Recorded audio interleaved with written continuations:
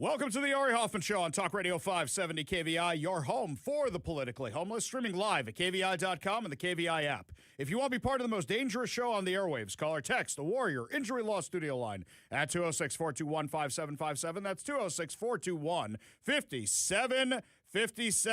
Coming up this hour, you can skip school to protest ICE, but not to see the Seahawks parade. And is Katie Wilson outshining Zohran Mamdani? But before we get to any of that, time for your daily dose of adrenaline. You want me to stick this into my heart? Are you f***ing nuts? Last night, every single Democrat except for one used their voter ID to vote against a bill that would guarantee that you have voter ID in elections. You cannot make this stuff up. The Save America Act, introduced by Representative Chip Roy of Texas, cleared the chamber by a vote of 218 to 213. Representative Henry Cooler was the lone Democrat to support it. What does this bill do? Well, the most important thing is it makes sure there's voter ID and make sure there's a proof of citizenship mandate as part of the voter registration process. Oh, so controversial. So controversial. My favorite thing about this is something Representative Michael Cloud, who I was not aware of until this very moment, posted on social media. And I had forgotten that this is how the voting system works in the Senate and the House of Representatives. So everybody's been there on their 8th grade trip, right? Maybe you guys don't do that here in Washington. You guys don't haul out to D.C. Okay, the rich schools go out to D.C. I understand. But when you live on the East Coast, everybody goes to Washington, D.C. for their 8th grade trip, right? And what happens is you go meet your congressman who you go, we don't know who this boring old dude or lady is, but we're going to talk to him for a little bit, sure. And they give you a little tour, and if you're really, really lucky, you get to ride the little train that's underground under the Capitol. And if you're really, really lucky, you actually get to go out to where they vote. That's basically if they're not in session or something. Then you can actually go out there and check it out. It's very, very rare. And I forgot that I had actually been out there one time as a kid. And they have this little station in front of them that looks like an old Atari system. For all we know, that's when they put this sucker in. It's got 4 buttons on it. Yay, nay, present, and open. Those are the 4 buttons in front of them. Not very hard, big buttons. And a little slot, like where you put your credit card. And what's it for, this little slot? Voter ID, your Senate or your House of Representatives card, which, by the way, has a picture of you on it, which you slide into that slot. A little screen registers your name, your vote, and then it goes up on that big board you see and over on C-SPAN where you see the vote results. It's that easy. That means every single Democrat who voted against this, with the exception of one who voted for it, every single one of them use their voter ID to vote against voter ID. You cannot make this stuff up. Now, we've had shenanigans on both sides of the aisle where they give somebody else their ID because they have a TV appearance or because they're going to be out of town that day, but they don't want to miss a vote. So here, take my ID and vote for me. In fact, I think Representative Byron Donalds was one of the ones who got busted for that, and he's a Republican. Happens on both sides of the aisle all the time. Why do Democrats not want voter ID? Because then we'll find out how many people are dead who are voting. We'll find out how many people are illegal who are voting. We might actually have to have a stricter voter requirement. Oh, the horror, the horror. You know, when my grandfather was on his deathbed, I went to be by his side. I'm sitting there with my grandfather, and he put his hand on my hand, and he said, Ari, when I'm gone, make sure I don't vote Democrat. Okay, come on, that was funny, right? Funny? No, nobody? All right, a little funny. Mr. KVI doesn't find me funny today. All right, he thought I was going somewhere else with that. Fine, be that way. I'm trying to be funny in here. That one usually kills at the public events when we talk about voter ID and stuff. That one usually because everybody's really in the story, and then all of a sudden I hit them with that one. It takes a minute for them to laugh. Fine, I see what kind of day it is today. Everybody's still like a little joy hungover from yesterday. It's I in the understand. setup. It's all in the setup. I was like, oh, what poignant thing is... I know that's what you're trying to trick me, but then it's like, okay. Yeah, okay. I see what you did there. Now, mind you, what does this do for us locally? Well, we all know what the shenanigans that go on in the voting around here. We all know that a third of the voter data is missing from the voter rolls. We all know that our Secretary of State, Steve Hobbs, will not turn over the voter data to the Trump administration, to the federal government, so we can verify it. As I say all the time, if there's nothing to hide, what's the problem with verifying it? But now around here, you've got people taking it to the next level. They don't want the illegal alien criminals removed from our area. So, we had Katie Wilson a few weeks ago, the socialist mayor of Seattle, say that she was going to weaponize the Seattle Police Department against ICE. What did she say? They're going to report ICE activity. They're going to video ICE activity. And we're like, really? The cops are not going to do that. First of all, you don't have enough cops. And second of all, they're not going to listen to a stupid order like that. And the cops basically told her to kick rocks or pound sand. Well, now, Gurmay Zahalai, the King County executive, has signed an executive order, which is very similar to Katie Wilson's, but it dials it up a notch. He wants to ban ICE from certain areas.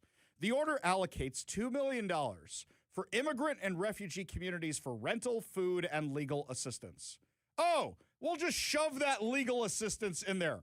So now for illegal aliens, you're going to be paying their rent, you're going to be paying for their food, and you're going to be paying for the attorneys to keep them here living off your taxpayer dollars. Everybody understands this? Okay. What else? Directs the King County Sheriff's Office to provide publicly available protocols for responding to 911 calls reporting immigration enforcement. Okay, this is a little in the weeds. Basically what he wants is he wants the King County Sheriff to come up with a system of what happens if random activist calls 911 to report ICE activity. Now, my main concern with this is, do those protocols include informing community partners? And I'm using giant air quotes for those of you watching on the live stream on Facebook, X, Rumble, and YouTube. Does it include community partners like Antifa, like other activist groups, to go target the ICE agents? Because Katie Wilson's order actually did that. It said we're going to work with our community partners. She made this announcement, 3 weeks ago now? I reached out to her office. I still haven't gotten a response back. I assume I'm on the same blacklist I was under Bruce Harrell's office on. Continuing on, prohibits immigration authorities from staging or conducting civil immigration enforcement activities in non-public areas of county-owned buildings and properties, including parking lots, vacant lots, buildings, or garages. I mean, good luck with that, but okay, fine. So now you want judges and others hiding away illegal alien criminals in their judges' chambers or their judges' parking lot or whatever else it is? Yeah, okay, good luck with that.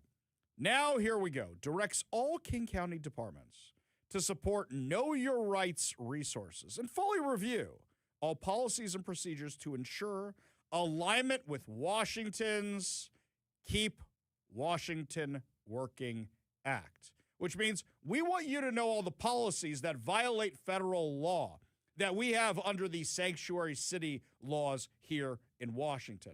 Everybody up to speed? Great. Here's the last one, which I actually think is the worst part of this executive order. Requires the King County International Airport to upgrade security cameras. What's wrong with that, Ari? You're all in favor of security. You're all in favor of airline security. You talk about terrorism more than anybody else on the radio. Oh, I didn't finish the sentence, did I? To monitor deportation flights. Ah, I see. Are you going to have the activists show up at the airport now? Let's not forget, during COVID, you had Shama Sawant and her merry band of lunatics showing up at the port to block shipping because they didn't like Israel, so they're going to block the ships. What happens if a bunch of activists start showing up at King County Airport to block the deportation flights? You see what's happening here? You see what the plan is here? It's all very, very clear what's going on. Now, you think it's bad that they won't investigate the fraud around here, which is why they're doing all this. They're trying to distract from the fact that we found allegations of fraud here in Washington, just like they found in Minneapolis. So then immediately it's, let's go protest ICE as quick as possible. We don't want them deporting all the people who are doing all the fraud or any other criminals. You never heard Gourmet Zahalai talk about anybody who was a victim of illegal alien crime. Never hear him talk about it at all. Did I hear him say anything about Trooper Christopher Gadd when he was killed by an illegal alien? Did I hear Gourmet Zahalai say anything about the young father who was killed by the illegal alien trucker on 167 in King County? No, didn't hear him say anything about that. Did I hear Gourmet Zahalai say anything about the illegal alien trucker who killed people in Florida, who got his driver's license, his commercial driver's license here in Washington? No. What do I just hear? Protect immigrants, protect refugees. Let's give them a whole bunch of taxpayer money. That's all we hear out of Gourmet Zahalai. So they're protecting their friends. We know very, very clearly that's what they're doing, protecting their friends. And if you point the finger of fraud allegations at anybody, what do they call you? You're a racist, you're a racist, you're a racist, you're a racist. The Seattle Times had this article today, and they're trying to scare you with this. ICE will be at the 2026 World Cup games in Seattle. Ooh. Well, I would expect them to be. You have a whole bunch of people coming in from other countries to see a soccer match. Yeah, it makes sense. You have an organization that is responsible for guaranteeing the safety of the citizens who live here, monitoring it. Do you know all kinds of shenanigans that go on during big sporting events, even the Super Bowl? Human trafficking goes through the roof in whatever city the Super Bowl's in. Anytime there's any of these big political conventions, it happens too. Of course you want more law enforcement there. They're trying to make it sound like, well, Egypt and Iran are having the game here, and ICE is going to be there to arrest every single person who comes. All 60,000 people that fit in CenturyLink or Lumen Field, whatever it's called these days. We're going to arrest every single one of them and deport all of them. No, this is what makes sense when it comes to law enforcement. For example, we were out at the parade yesterday. I saw, just by looking around, three law enforcement agencies as part of the parade. Let's see who we got, shall we? Seattle Police, Washington State Patrol, National Guard. You want to argue whether they're law enforcement or something else? Fine. But you understand the point I'm making. You think there weren't snipers all over the place? You think other law enforcement agencies weren't called in? They announced that they were. Why? To keep everybody safe. That's what they do.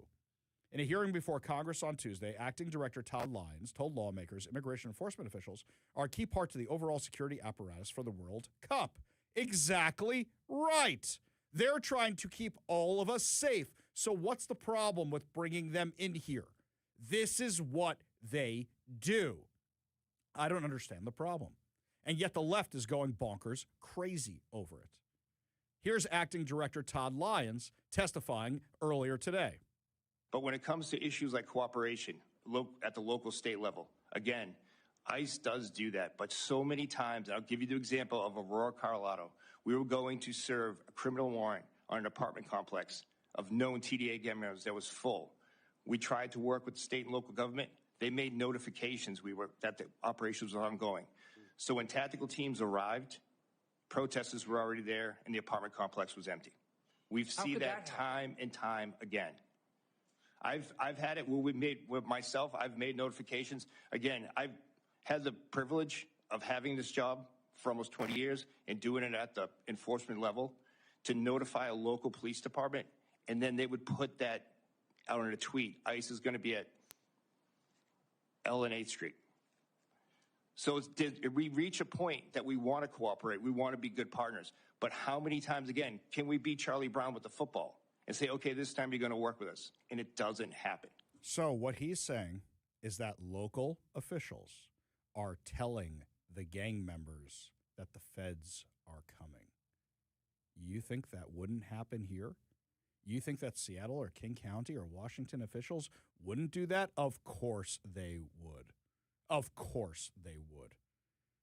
Katie Wilson literally used Antifa as her personal security during her mayoral campaign. Of course they would do that. Senator Patty Murray was running around the halls of Congress earlier today. And now that the SAVE Act has officially passed the House, we had reporters asking her if she's going to support it in the Senate. Don't forget, she's got the ID card also. Here's what she said. Hi, Senator Murray. Now that the Save America Act has officially passed the House, can we count on you to join in to support it in the Senate? Nope. Why not? Run, Patty! Run! Run, Patty! Yeah, not gonna support it. Why not? Why not? You can't give me one good reason why. Why not? You literally used your own voter ID card to vote for or against every single issue. Literally every single one. It's because they know that their voters, their supporters are getting deported. It's because they know that the second there's voter ID, how much everybody is going to find out about all of this. If you think there's something more nefarious about it, you let me know. Give me a call or a text at 206-421-5757. That's 206-421-5757. I do like what Dan Smith says. Dan Smith's carrying over a conversation from yesterday. We were talking about how all the people who signed in their opposition to the income tax, that the left is calling them bots. And I said, oh, this is from 2 days ago, I think. And I said, how many of you are bots out there? Text me and let me know. Let me know if you actually voted for voted against the income tax, a registered con against the income tax. And the text line just blew up. So Dan Smith says this, so now I'm a racist bot. Very good. Very, very good, Dan. When we come back, my friends, lots more to discuss as the show continues. Apparently, if you are a public school student in Washington, you can leave class, you can leave school to go protest ICE, but don't you dare do it to go to the Seahawks parade. I'll tell you what's going on when we come back. You're listening to the Ari Hoffman Show.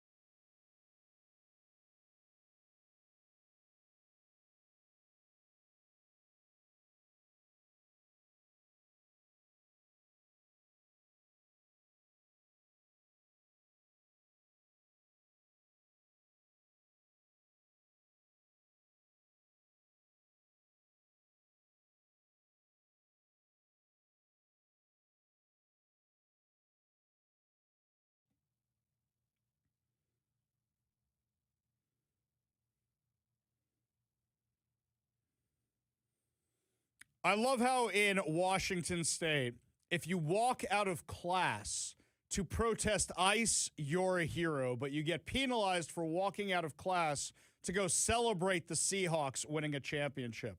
According to Fox 13, 14,000 kids walked out of Seattle Public Schools to go to the parade yesterday. Well, that sure beats the 1,000 that assembled downtown last week to protest ICE. But what I find entertaining is, look, neither group should be walking out. The kids should be in school. The kids should be in school, especially given the fact that you've missed so much school for walking out to protest ICE and because you had a whole bunch of teachers canceling class for this very reason to go protest ICE. You should be in school. Yes, was it cool? Sure, absolutely. Kevin, how long was the actual parade that we saw? Maybe 20 minutes? Maybe 20 whole minutes of what we actually saw, right? Yeah, I was going to say 15 to 20. 15 to 20 minutes for everything to go by, right? Yep. Tell you what, I'll put a video up online, which I clipped together last night, of everything going by. It's 11 minutes long. I had to clip it from 22. I cut out all the fat. There's still a little fat in there. That's 11 minutes. I don't think it's worth missing an entire day of school. I made that mistake as a parent once before. My niece was asking if she could come to the parade and meet up with us yesterday. I'm like, you should be in school. You should not be at the parade.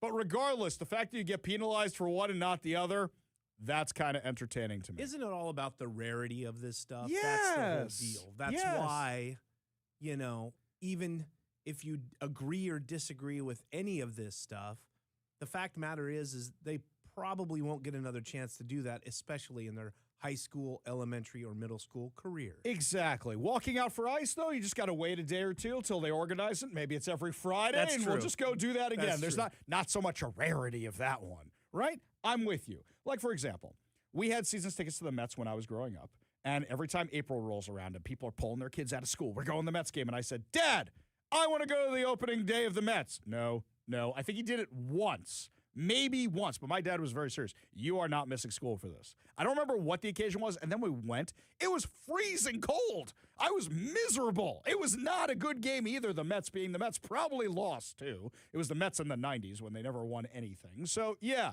I'm glad it was so memorable that you don't remember who actually won the game. Perfect example, right? Okay, I went to the Macy's Thanksgiving Day Parade once as a kid. My mom took us.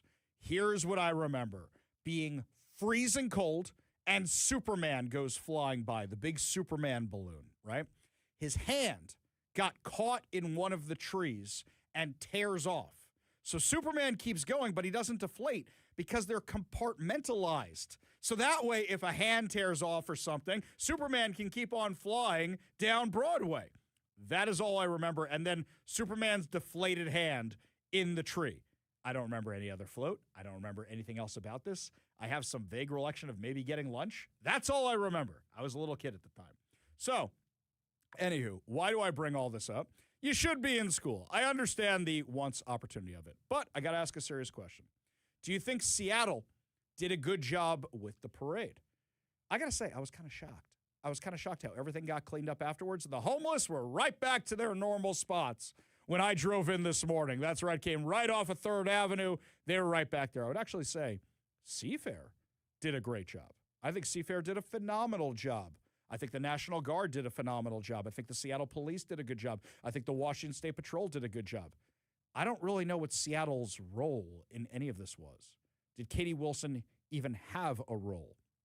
Now, mind you, if she did have a role in this, seems like everything went off without a hitch, and then you got to give her credit, especially when you look at somebody like Zohran Mamdani, who still hasn't been able to figure out how to shovel snow. There's some really cringy video of him shoveling snow because they're still frozen solid in New York. What are they up to? The death count over there, 20 people? Because Zohran Mamdani has this policy where you can't take them off the streets to get them into shelter, so they're leaving them out there to die. That's not compassionate.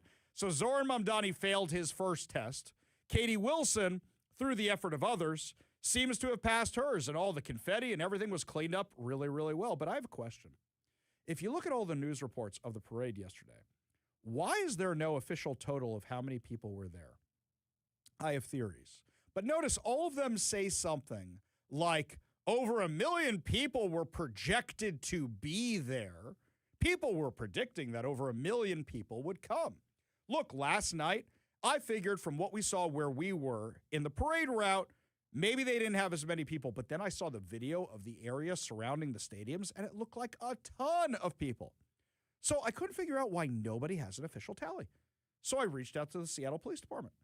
And so the Seattle Police Department says, we don't do that anymore. You have to talk to parade organizers. Okay, that's Seafair. So I reached out to Seafair, and I reached out to them first thing in the morning.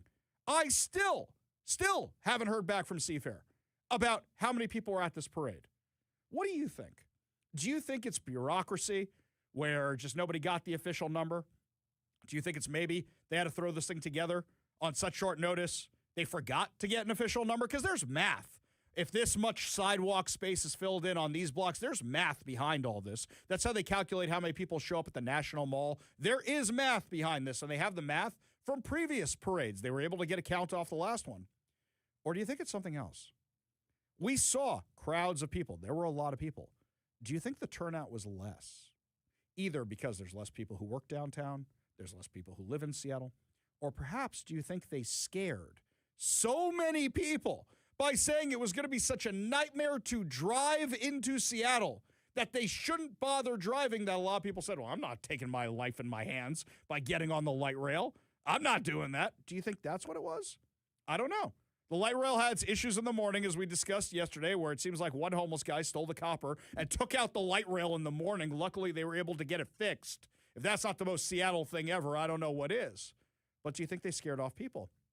And because a lot of people didn't come into Seattle, do you think that's why they're not publishing the number?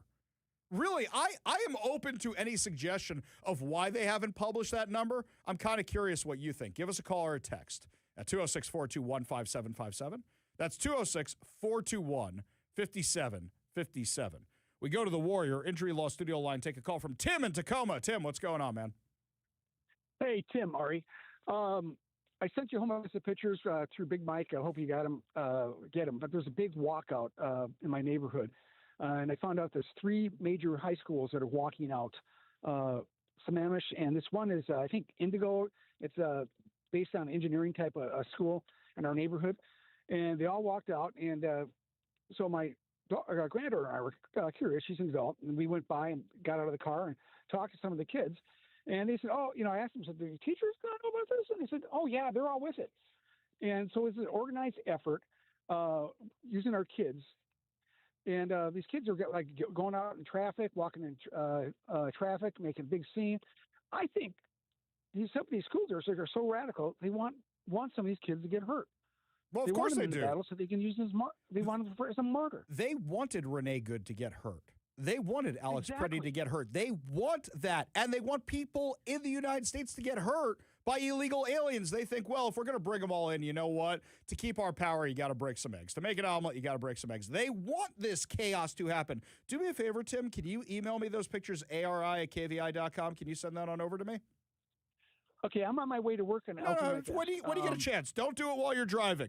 Be safe. I don't want to be liable for anybody's car accidents. Okay. And also, if you are driving past one of these things, do not start videoing. You have the person in the car video. I don't want to be liable for any of this. Okay. I say enough stuff that makes people want to drive off the road. I don't want this one on me too. Okay.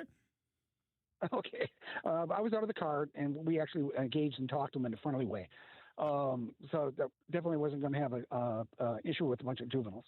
Okay. Yeah, you just send that on over to me. I'd love to check them out. ari@kvi.com. That's ari@kvi.com. Appreciate the call, Tim. Appreciate you being part of the show. You want to be part of the show, you give us a call or text at 206-421-5757. That's 206-421-5757. When we come back, my friends, the representative for Hamas, Pramila Jayapal, is mad the DOJ was spying on her. Well, if you shill for terrorists, I don't know what you expected. We'll talk about it when we come back. You're listening to the Ari Hoffman Show on Talk Radio 570 KVI.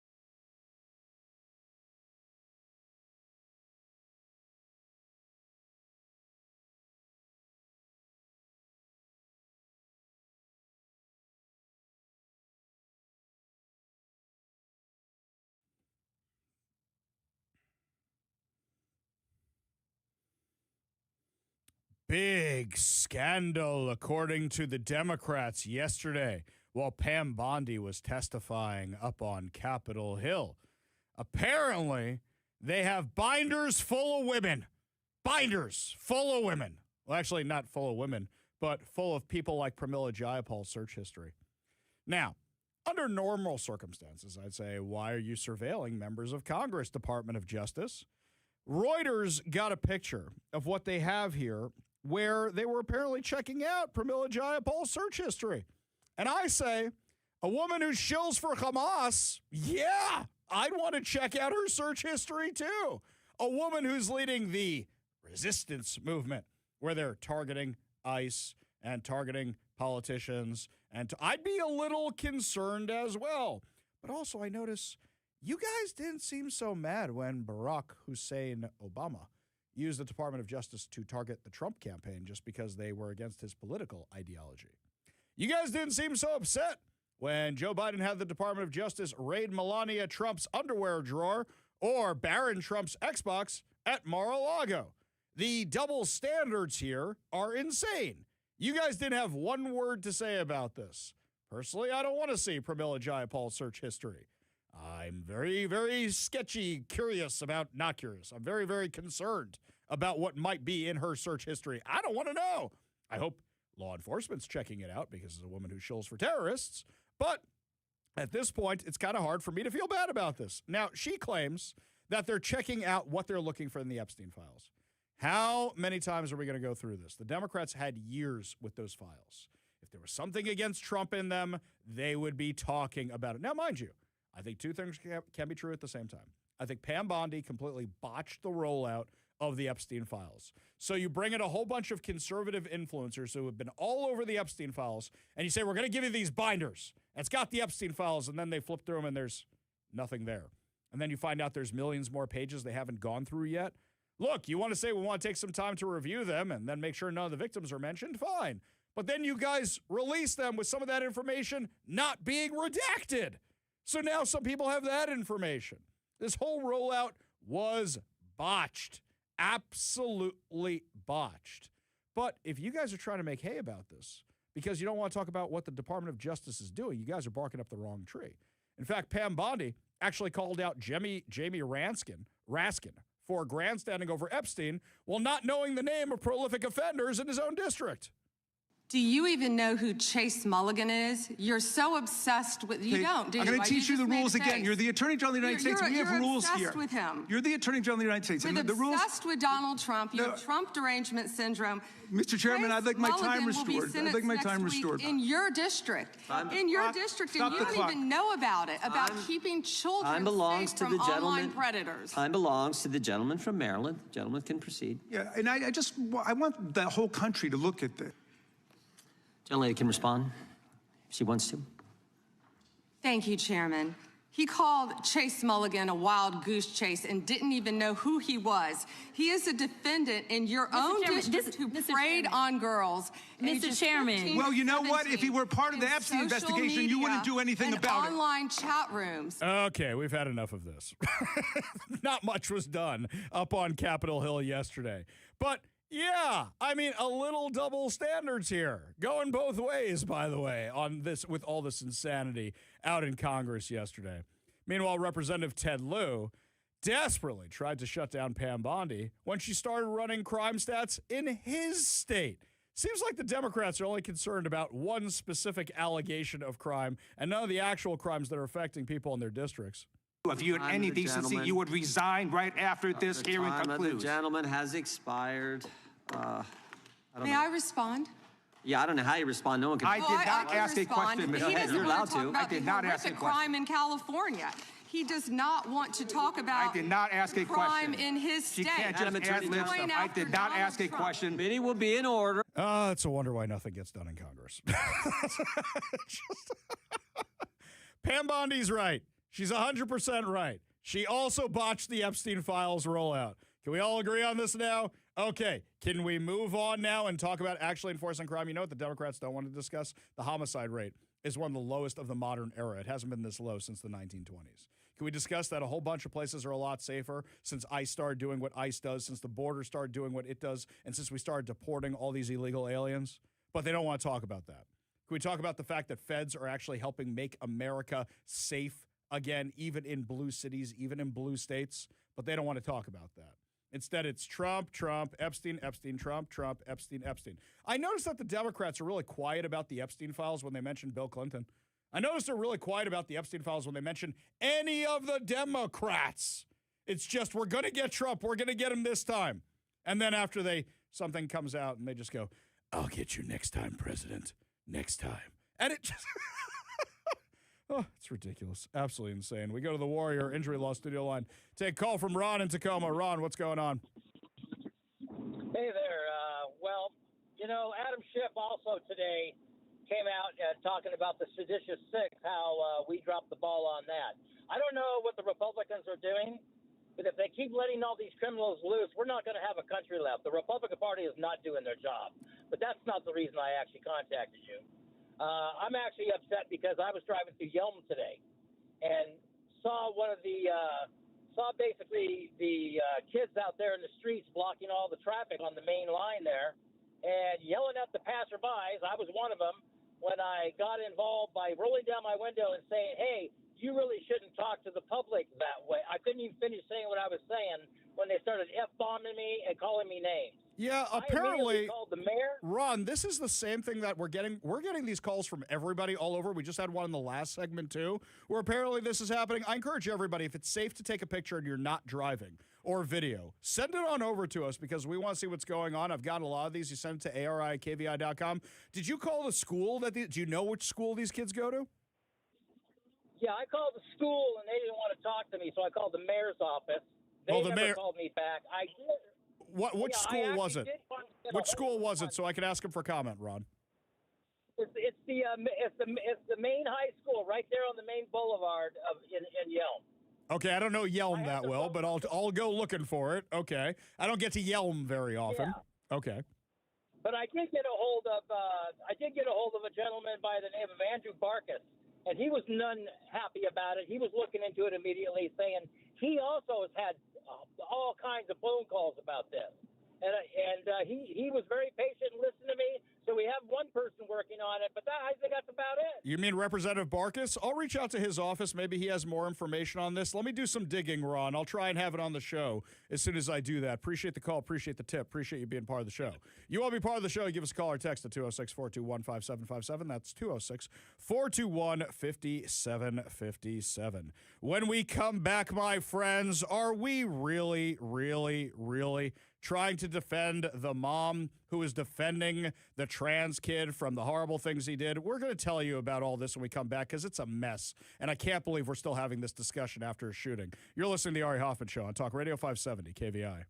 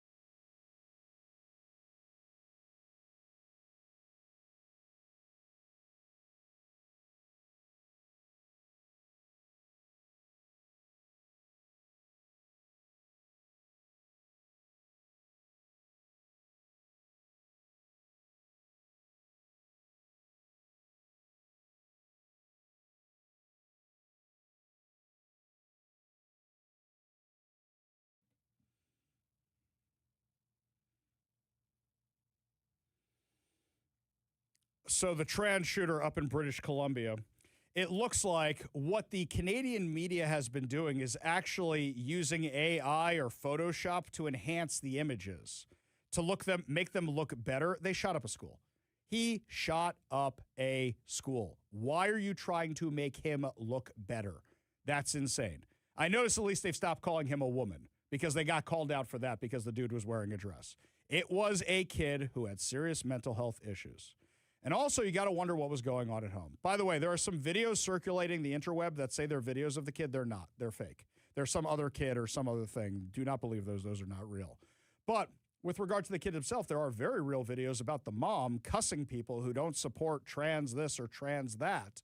And you got to wonder if she had actually said, hey, my kid needs some mental health issues, if you could have avoided this whole thing. When you find that social media, she was one of the first victims of this kid, which is all really, really tragic.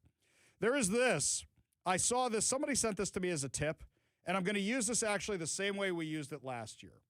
So the MoPop, the Museum of Pop Culture, which used to be the Science Fiction Hall of Fame and all that here in Seattle, is having their summer camp classes. And here's where some people are going to get mad at me. I'll open up the phone lines. You can argue with me if you want. But here's the thing. They're having drag classes. And some people are like, Ari, have you seen this? The drag classes. And I said, yes, I have. And it's not really something I'm interested in. And they said, but Ari, you talk about all this stuff all the time. I said, yes, I do.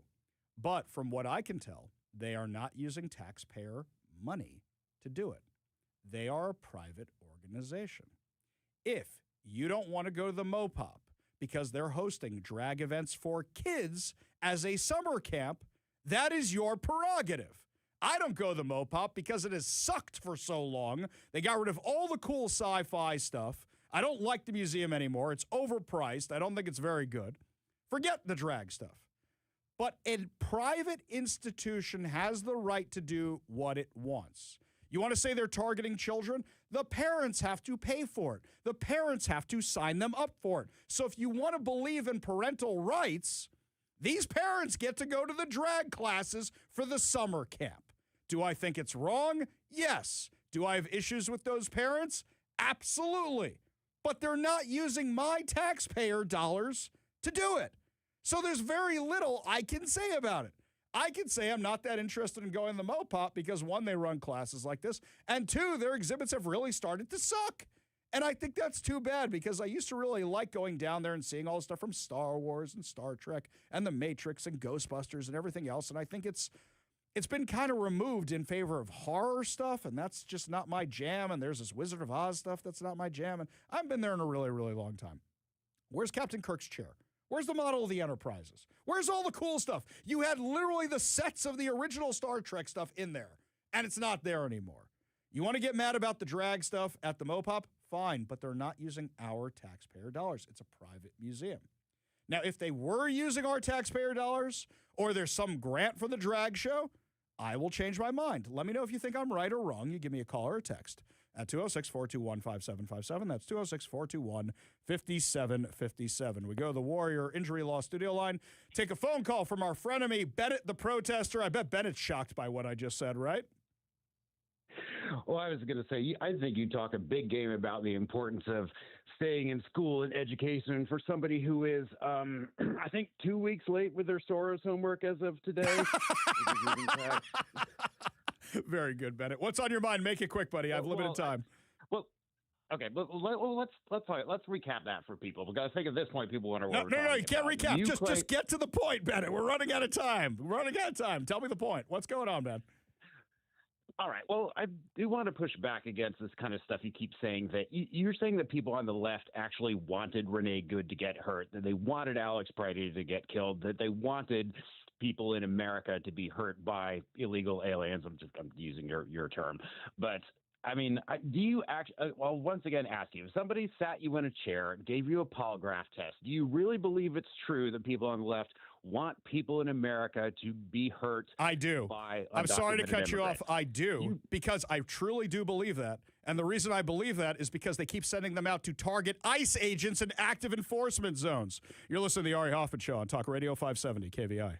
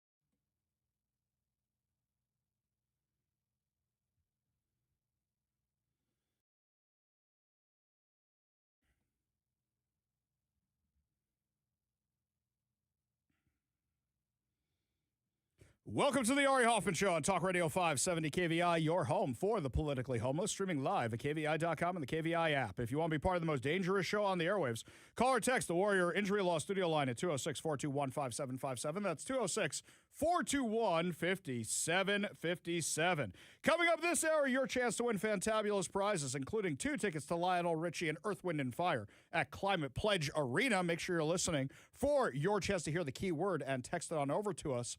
But just before we get to our next segment, a lot of you sent in texts about my 1 minute back and forth with Bennett there right before the break. This one here from L. Darthbo. Ari, Darth agrees with you. Yes, the left, the Marxists want people killed so they can point their fingers at people who are doing their job. ICE. This one from Steve in Shoreline. With all due respect to Bennett, the protester, I believe he needs to pay closer attention. I know what's going on with people who are paid to be cannon fodder for the Democrats. I agree with you, Ari. I'll actually say this with a little bit more nuance for a second, and this may upset some of my listeners too, but I actually wish I had a little bit more time there with Bennett, because I'll tell you what, I truly believe there are people who root for this. How do I know? There are people on our side of the aisle who anytime they hear that it was a trans person who did a shooting or it was an illegal alien who did a kill, they get a little excited. They get a little excited about it because then they have content. I don't get excited about these things. I really don't. For me, I want these things to stop. I want them to be addressed. I want them to deal with. There are people on the right who get very excited. Yes, I knew it. It was the illegal alien. I'm going to go get him. Me, I go, yeah, I called it. I called it. I wish we didn't have people getting killed by illegal aliens with commercial driver's licenses that should never have been issued to them. I wish we were dealing with kids' mental health problems, and we didn't have the shooters that we're having because they have mental health problems. And even though the guns were taken away from the shooter up in Canada, they were somehow given back to that person. Because then I get texts like this. Jeff sent me this. I have family that live in Tumbler Ridge, and my niece's son was best friends with one of the kids that got killed. We don't want that to happen. We don't. We really, really don't. Unfortunately, there's some people on our side who get excited about these things. Both sides do it. I believe the left was thrilled. Some sick people on the left were thrilled with what happened to Renee Good. I believe there are some sick people on the left who are thrilled what happened to Alex Preddy. I believe there are some people who want it, which is why they keep saying, go fight with ICE, go target ICE. If you want to get killed, fight with law enforcement, and that might happen to you. Don't do it. It's a terrible, terrible idea. Do not do it. And on the right, I think there's some people who are too enthusiastic about some of this stuff too. I think it's a problem with both sides, where the extremists on both sides really do want that. So yes, to answer the question with a little bit more time, I truly believe they strap me down in a chair. Well, I'd probably get pretty feisty myself, but I truly believe that if you hook me up to a polygraph exam, yes, there are people who want that. I've seen it. I've exposed their stuff on social media. 1,000%. Let me know what you think. Give us a call or a text at 206-421-5757. That's 206-421-5757. Dave from Sierra Nevada says the story of the day is voter ID, not Epstein. I agree. Why don't they want to talk about the voter ID stuff? Exactly right. This one from Jeff and Kent. Isn't there a mention of a few of the View hosts in the Epstein files? I have basically found that anybody who had a name is mentioned in the Epstein files, whether they did anything wrong or not. Russell Wilson looks like he was trying to buy an airplane and somehow got mentioned in the Epstein files, and he didn't even know the person he might be buying the plane from was Jeffrey Epstein. So right now, this is something I was concerned about with the Epstein files, is that a whole bunch of people are going to get smeared just because their name is in them and didn't actually do anything because it looked like Jeffrey Epstein liked to do some name dropping. Yeah, he did some horrible things, but right now we haven't seen the smoking gun for a lot of people. Meanwhile, some crazy news out of the Washington State Legislature. It looks like this just happened. Washington Senate Democrats just passed Senate Bill 5974. According to the Washington State Republican Caucus, the anti-democracy bill allowing Washington to decertify and remove your elected sheriff at will. People are overwhelmingly against Senate Bill 5974 with 87% of over 14,700 people signed in against the bill. All Democrats voted yes. All Republicans voted no. Even worse, Washington Senate Democrats rejected Amendment 634 on Senate Bill 5974, which would grandfather in the local voters' choice of current sheriff. Without this amendment, A current duly elected sheriff will likely be forced to vacate their elected position if Senate Bill 5974 becomes law. It's absolutely shameful. They're right, by the way. Why do they want to take away your right to vote for sheriff?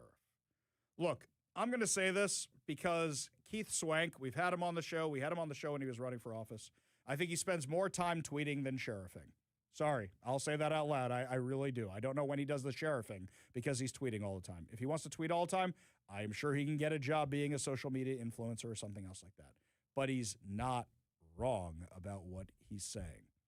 You should be enforcing the law. You should be working with ICE. Sanctuary laws are dumb. And taking away the right to vote for sheriff, this is basically because the Democrats don't like that they lost to Keith Swank. They don't like that he is sheriff. They don't like that he won an election, but it's more than that. It's not just about Keith Swank. They saw the success they had with Patty Cole Tyndall out in King County. For those of you who don't remember, King County voters stupidly voted to give up their right to vote for sheriff and make it an appointed position. King County voters did this to themselves, the 20 or 30% that actually showed up for the vote. And when they did that, Dow Constantine comes swooping on in there and say, okay, I'm going to pick my political crony. Hey, Patty Cole Tyndall, we're going to make you sheriff. I have to go back and double check this. I believe she had no police experience at the time and had to be sent to the police academy to be the sheriff. I usually like to think the sheriff is somebody who's most experienced, but I'm pretty sure they had to send her to the police academy. I got to double check that. Not entirely sure, but I'm almost certain that's what happened. And what happened? She became just a political appointee for Dow Constantine. And how did we find this out? With Burien last year. What happens? Burien had a very, very, very, very, very, very, very lefty city council for ages. And they were always doing whatever Seattle did. It was like Jay Inslee and Gavin Newsom. How Jay Inslee would go, I wonder what Gavin's doing today. We should do that too. And that's basically how we did laws here in Washington forever and ever and ever. It was whatever Gavin Newsom does, Jay Inslee did the exact same thing. Bob Ferguson's even worse. He comes up with his own ideas, and then you've got Gavin Newsom going, yeah, I like that idea. That's good. That's good. Wait a minute. Why are their gas prices the highest? We have to make our gas prices even higher. I want to be number one in the gas prices. Yep. So around here now, Bob Ferguson's even more dangerous. But what happens? Burien finally said we've had enough.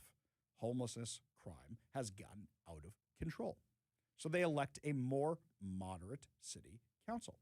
And the more moderate city council puts in place new ordinances that say you cannot camp within 500 feet of these types of public buildings, including schools.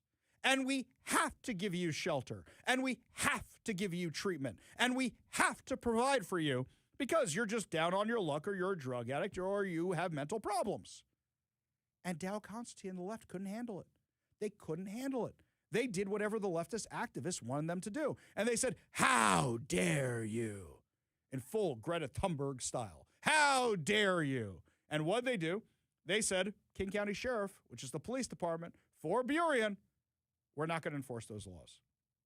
Burien now has a problem. The sheriff's department, their police force, is not enforcing the zoning ordinance they had, and they had to take these guys to court.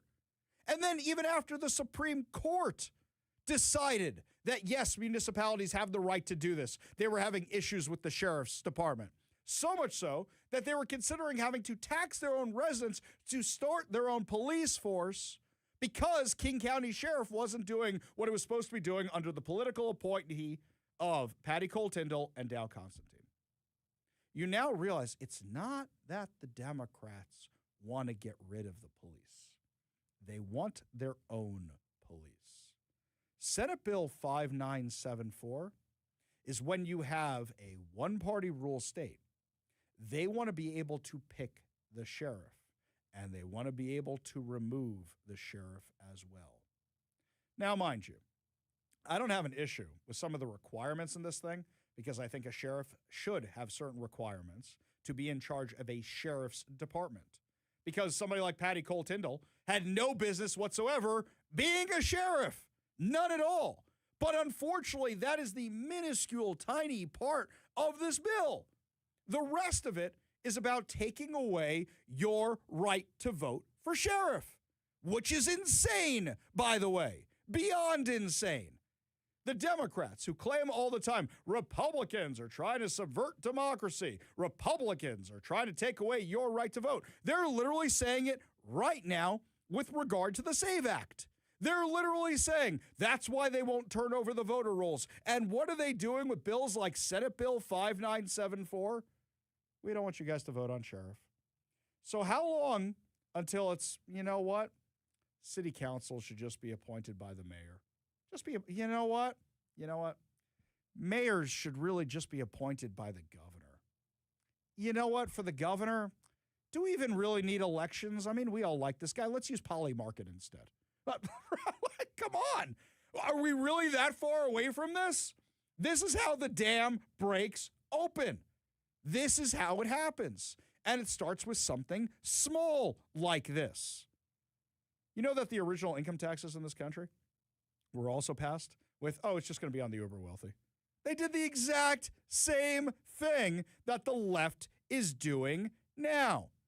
So now it moves over to the House of Representatives. Senate Bill 5974 moves over to the House of Representatives, and you have a chance to kill it one more time. Are Republicans outnumbered? Absolutely, absolutely. But this means you need to melt the phone lines again, guys. And you need to say, no, you're not taking away my right to vote.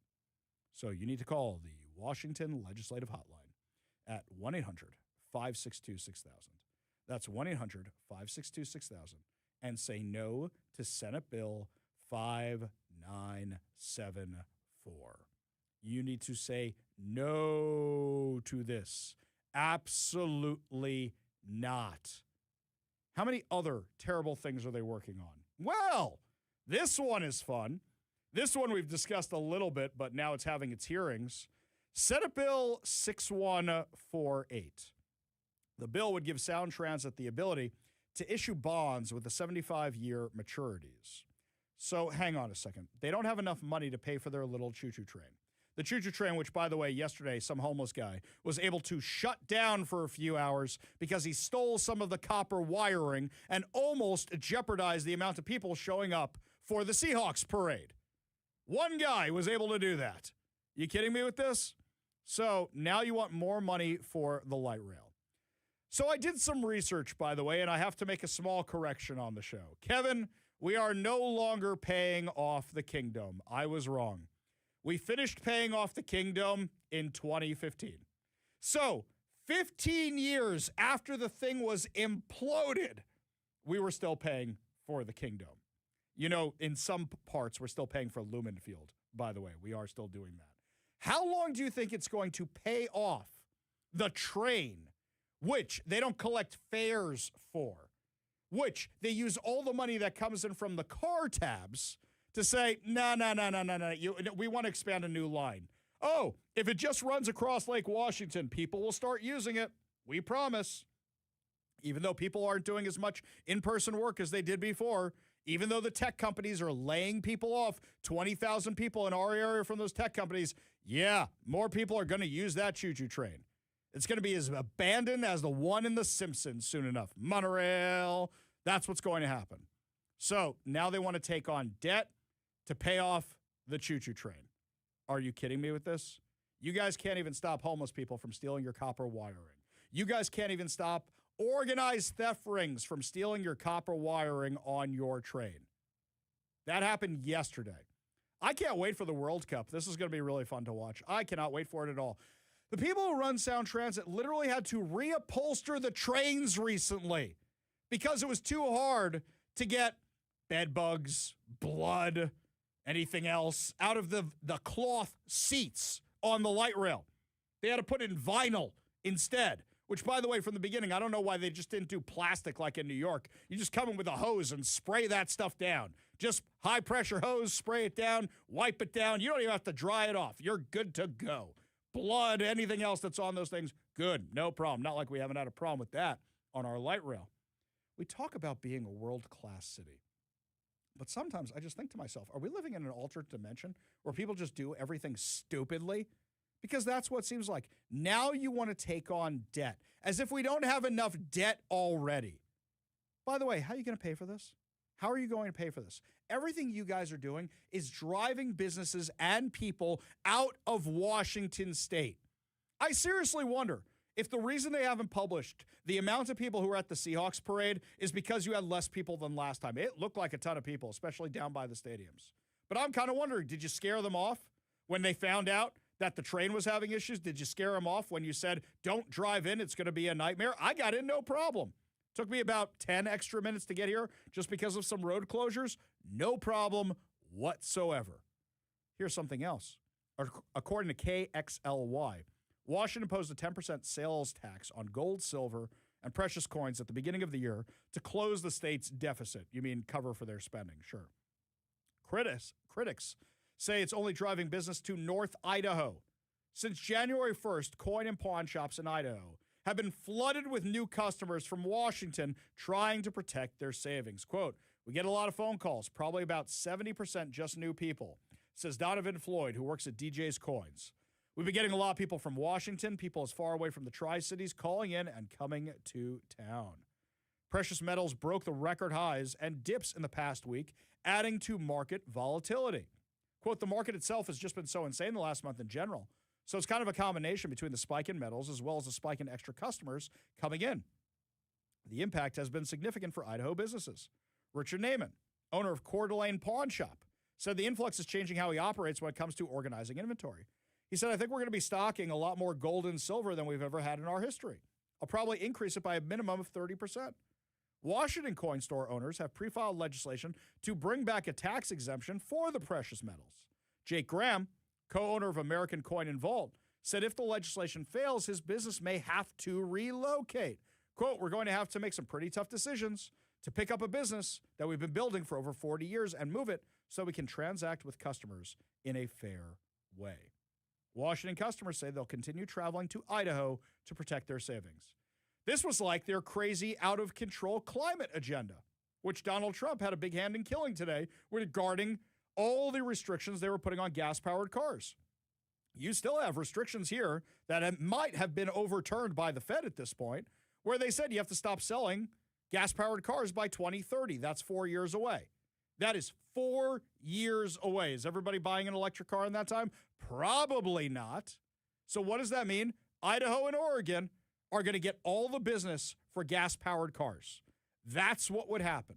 Just keep driving business out of the state. And if you keep driving business out of your state, who is going to ride your choo-choo train?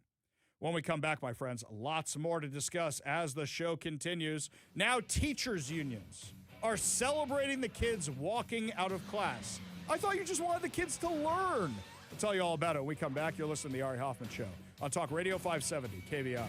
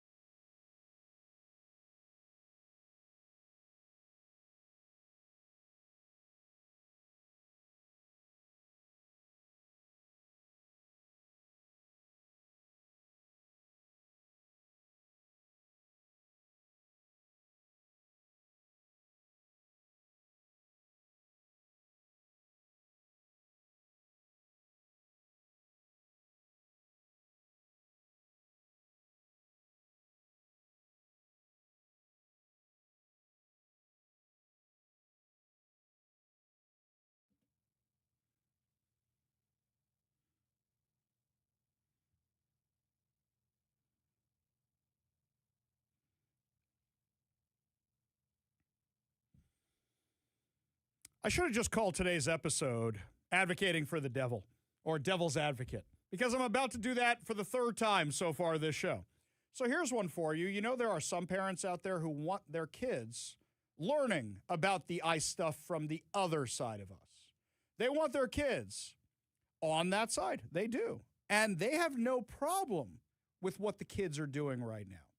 And I bring this back to my own experience for a second, just to put this in perspective, which is after October 7th, were there discussions about Jewish kids going out and protesting against anti-Semitism, et cetera, et cetera? Yeah, absolutely there were. Absolutely there were. But at the end of the day, it was, no, guys, that's weekends. That's what you do on weekends if you want to go do it. Look, for I think the first year after October 7th, you know what my weekend routine was? Go to a protest, go to the gun range. Go to a protest, go to the gun range. That is what me and guys from my synagogue did every single Sunday. Go to a rally for Israel, go to the gun range. Go to a rally for Israel in America, go to the run range. Go for a rally against Hamas, go to the gun range. That was my Sunday. That was my Sunday for a really long time, was spending a lot of time with our friends out at security. So here's the thing. There are parents who want this, and if we're going to respect parental rights, then there's some parents who are going to want this for their kids. But the argument I would make is that if you guys want to organize these things on Sundays, on Saturdays, on Friday nights, go ahead. But don't do it in class. You want to do it in class. And this is something I said at the time to the Jewish folks. I said, if the kids are out there protesting, they're not learning the arguments they need to defend Judaism. They're not learning the arguments they need to defend Israel. They're not learning the arguments they need to defend America. They're not learning any of those arguments. They're not learning about Iran, Iraq, Syria, Houthi rebels. They don't know what any of that means. And I said it happens far too often that a kid goes to college, they just have talking points, they don't have actual knowledge. Somebody shoots down those talking points and then shatters their belief system. So what you should be doing in school is saying, okay, guys, let's discuss civics. How about we discuss executive powers? And this is a funny one to me. During the Roanoke conference, which we had a few weeks ago, you had all these Looney Tune lefties, about 30 of them, who show up to protest us because us conservatives were in Ocean Shores. Mind you, I don't think any of these people are from Ocean Shores because nobody's in the Ocean Shores in the winter. It's a summer vacation town. It's a beach town. Nobody's there in the winter except for us. You came because there was a conservative program there. So you come to protest the conservatives. Okay, fine. Do you know what the discussion was inside the conference center when these guys showed up? Executive overreach. It was conservatives saying, and I think the discussion was being led by our friend Todd Myers. The panel discussion was on executive overreach, which is, you guys are all excited about the stuff Trump is doing, but you do realize at some point there will be a Democrat in office. And what will happen then is they may do the same things that Trump does, that the left doesn't like, but they're going to do it from the left perspective, and then we're going to go bonkers. We have separation of powers for a reason. We have a judicial system for a reason. And the left is very, very good at using these kind of things to their advantage. I would say let's teach them in school. I would say let's have it out in school. In fact, I'll tell you what I think would be a lot of fun? How many schools still have debate clubs? How many schools still have debate clubs? Any of them? I know we used to have mock trial. We used to have model UN. We used to have the debate club. I remember in a speech class that I took in college, and in the speech class, the final was a debate. And you had to follow all the rules they laid out for you, but you also, the one most important thing was you had to argue if you were the anti-side. You had to argue against the status quo. I won a debate because this was one of my first times actually doing this kind of stuff. I had never done mock trial or any of that stuff in high school. Because the debate was over, well, I don't even remember what the debate was over. Let's just say it was about abortion. It was some hot button topic like that. And they came in and they were the anti-side, okay? They were the anti-abortion side, right? And they were arguing against Roe v. Wade. Yes, I was actually on the pro-abortion side for this debate. It was something like that, where I was against something that I didn't really support. But I was there to win a debate because that's what I did. And they came in, and at no point during their opening statement did they actually make a cogent argument for why the status quo should be changed. So what happens? As soon as they're done, I raise my hand and I say, point of order.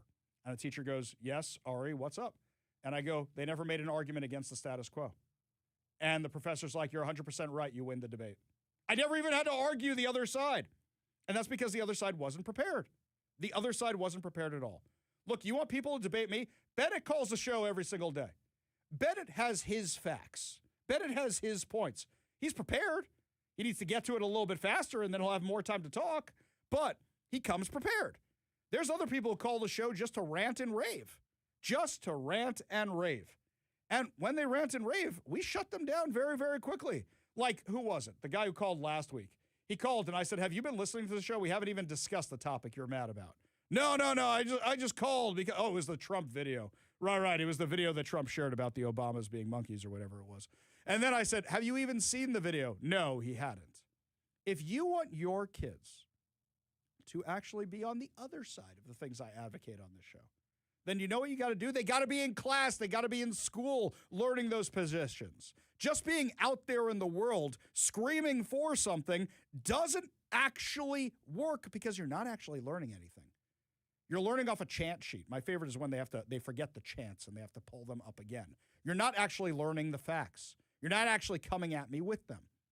People ask, Ari, why are you such a good debater? I'm not a good debater. I've actually had to work very hard at being a better debater. I've had to work on discussing things with people on the phones with the show. That was one of the first things they told me I need to work on around here. But you know why? I do my homework. I'm prepared. I got all my computer screens. I got all my sources. You want to debate anything? Let's go, because I'm prepared. Just taking the kids out in the world, you're not preparing them. You're not preparing them. And I think that's the biggest issue, is that if you want your kids protesting ICE, do it on the weekends. Do it on the weekends. And if you want your kids learning the facts against ICE in civics, then argue for better civics. Argue for better government classes. Unfortunately, the government, the civics, and all the other classes have been replaced with DEI. Nobody's learning a lot of stuff in the schools these days. And unfortunately, a lot of teachers are just seeing them as pure indoctrination centers. Pam in Lake Stevens says, do you think there will be protesters at State of the Union? I highly doubt it. First of all, it's really hard to find the location. We're going to send out a video beforehand so you know exactly where you're going. Don't put a challenge out there to everyone. Yeah, we're not doing that. Yeah, we're not doing that. Plus, we take care of these things, so don't worry about it, okay? Don't worry about that, Pam. You're going to be perfectly fine at State of the Union. And do we have spots left, or we're not sure if we have any spots left? I think we're sold out, right? I think we're sold out. I think we're sold out at State of the Union. I don't know officially, but it seems like we are. I think we are. We even added extra spots because there was so much demand for it. We even added extra spots. But don't worry, guys. Here's what I'm going to tell all of you to do who got closed out of State of the Union right now. Here's what I want all of you to do. Head on over to KVI.com, and I want you to sign up to become a KVI Insider. I want you to make sure you're a KVI Insider because then you get the emails when we announce these events. And next time you get an email announcing the event, don't go, oh, yeah, I have to sign up. No. Sign up right away, and then you won't be closed out. And because we got this thing done so quickly, I think we'll probably be doing it more and more in the future. When we come back, my friends, lots more to discuss. The Issaquah mom who got assaulted on video joins us to tell her story. What was she doing there? Why'd the kids attack her? We'll have all those details and questions for you when we come back. You're listening to the Ari Hoffman Show on Talk Radio 570 KVI.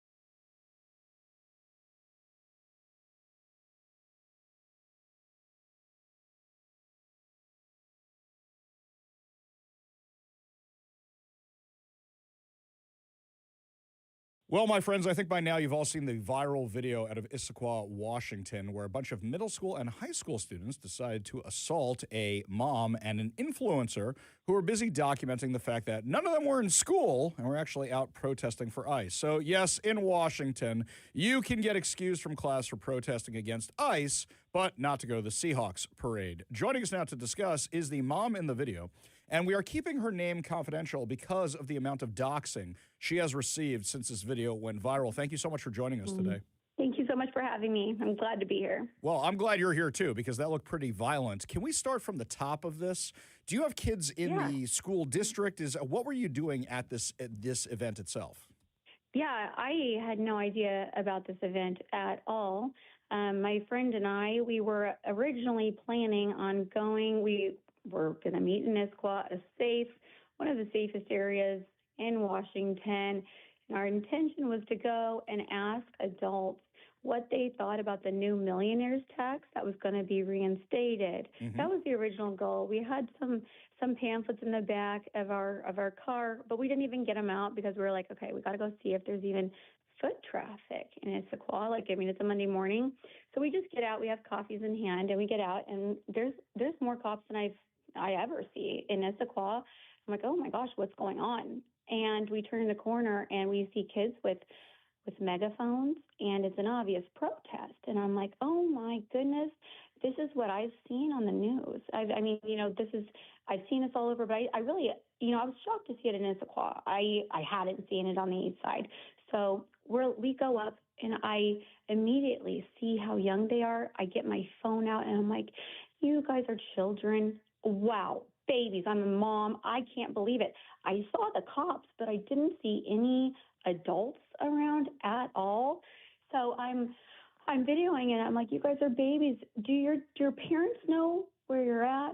And somebody pushed me from the back and was like, you don't belong here. And I'm like, wait, what? I'm in Issaquah on a Monday at 10. You're supposed to be in school. What do you mean I don't belong here? Someone pushes me. I turn around to tell them to stop pushing me, and then somebody else yanks me from behind. And you see the rest on video. I don't really know where I'm at. I latched onto this guy because I kind of got pulled away from my friend. I latched onto this guy, and I was like, you have to help me. He pushed me into a police officer at that moment. And I couldn't believe my eyes that the police officer had been right there. And I asked the police officer, you just are here. Why did you not go in to help me? You had to have seen it. That was absolutely insane. And he said it was too unsafe. He had to call for backup. And I want to tell you, where this all happened was at the city hall. It was at the police station, city hall, the Issaquah City Hall police station. There couldn't be a safer place, I would imagine, than where we were. He said he had to call in backup. And to me, that means opening the door and go pulling out more cops. But unfortunately, that didn't happen. And that really, that was super disappointing for me. I'm still rattled. And the amount of doxing I received after that horrible incident, people are attacking me online. And it's sad. It's a sad realization of our society. And I hope that my story can help bring change, that this doesn't happen to another mom like me. I didn't tell these kids which side of the aisle I was on. I didn't say anything about being anti-ICE at all. I'm just a parent who was concerned for them. I didn't see any other parents around, and I was assaulted. That's absolutely insane. So now that this has been well documented, have you heard anything from the school district? Because the public statements they've put out have been exceptionally lame. They have even admitted that the students from the district were possibly stealing stuff from local convenience stores and throwing ice at passing cars. We had callers to the show calling in and saying they had the ice thrown at them while they were driving. The irony is not lost on us of what they were throwing at all. But then, has there been any charges filed? Is the school doing anything? Are the police doing anything? What's the next steps for this? Yeah, we've been told that they are currently investigating still. It's ongoing. We're just waiting. We're still waiting. We don't know. There haven't been any arrests made yet to date. I don't even know if they fully have identified everyone. There has been so much footage coming out, and I'm sending it all to the police officer so that he can make sure that everyone who hurt me, they can find out who they are and, get charged. Absolutely crazy. What would you say to the critics online? Because you've been talking about how much stuff has been coming your way. To say, what were you doing there? Your kids weren't there, et cetera, et cetera. I would say any American has the right to go wherever they want. I would say you have the video to videotape anybody who's out in public. But the fact that in the video very clearly shows them assaulting you, it doesn't matter what you were doing there, et cetera. It just seems like these kids, why is nobody doing anything about that? Absolutely. Yeah, exactly. I mean, first off, like I'm a mom in this community. Like I go to Issaquah all the time. I don't know why it would be a problem for me to show up on a Monday morning after I've dropped my children off at school anytime. But the intention of us, I mean, like I said, we didn't even know that this was happening.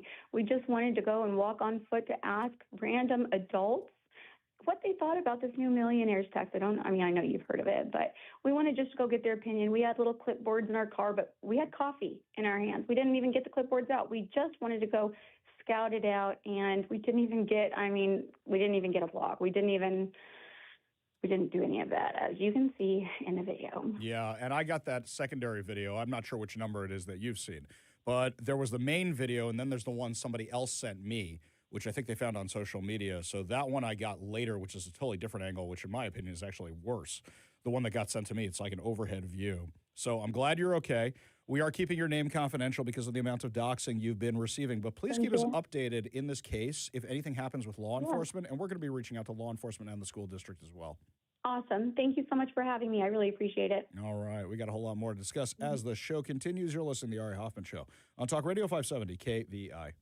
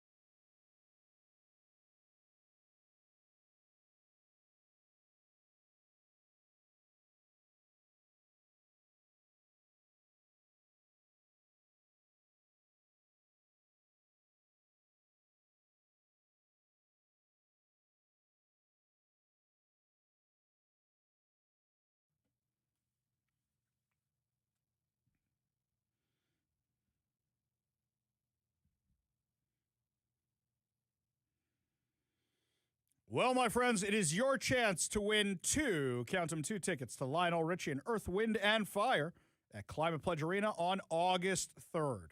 All you have to do is text the word I give you to the number I give you. Do not text your name. Do not text your number. Do not text your address. Do not text in, Ari, you are so good looking, and here's the word. No, my friends, just the word itself. Today's word is mighty, M-I-G-H-T-Y. Text it to 206-421-5757. That's 206-421-5757. Text the word mighty, as in Mighty Mouse, but just the mighty part.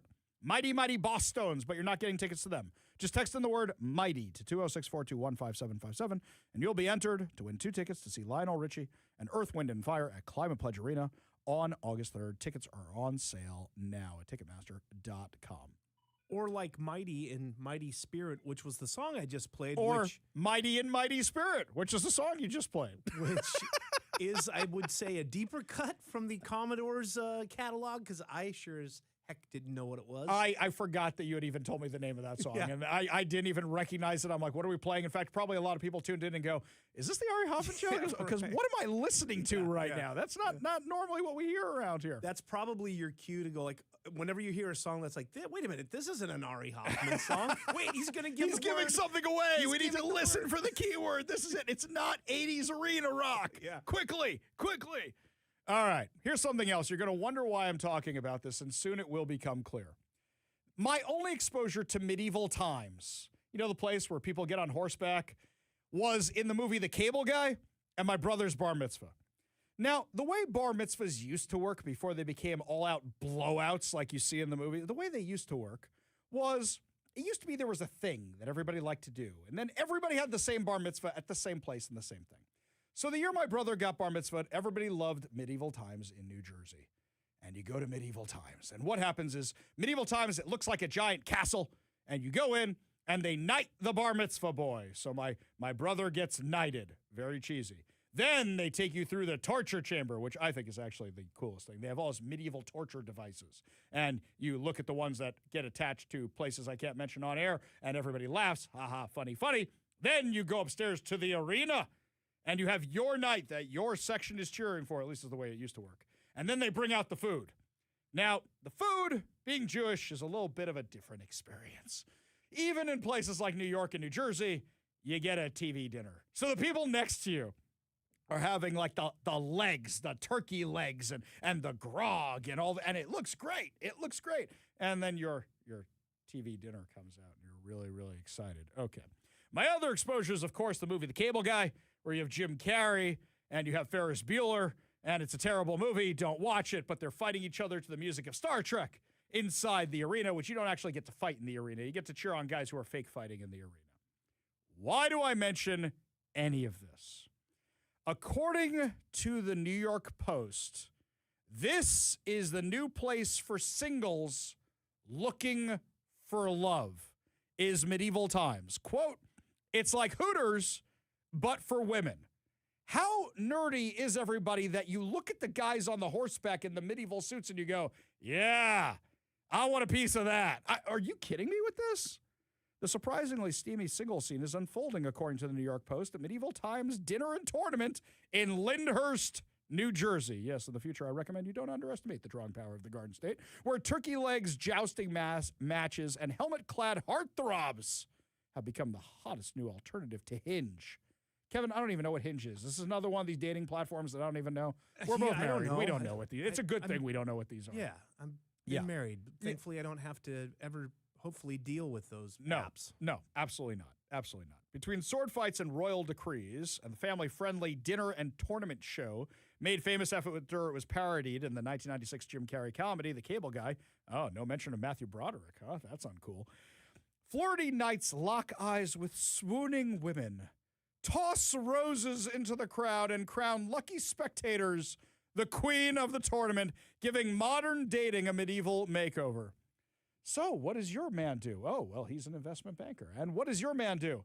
Okay, you know in New Jersey they have medieval times? No, what's that? You remember the movie The Cable Guy? And they have medieval time? No. You ever been to a Renaissance fair? Oh.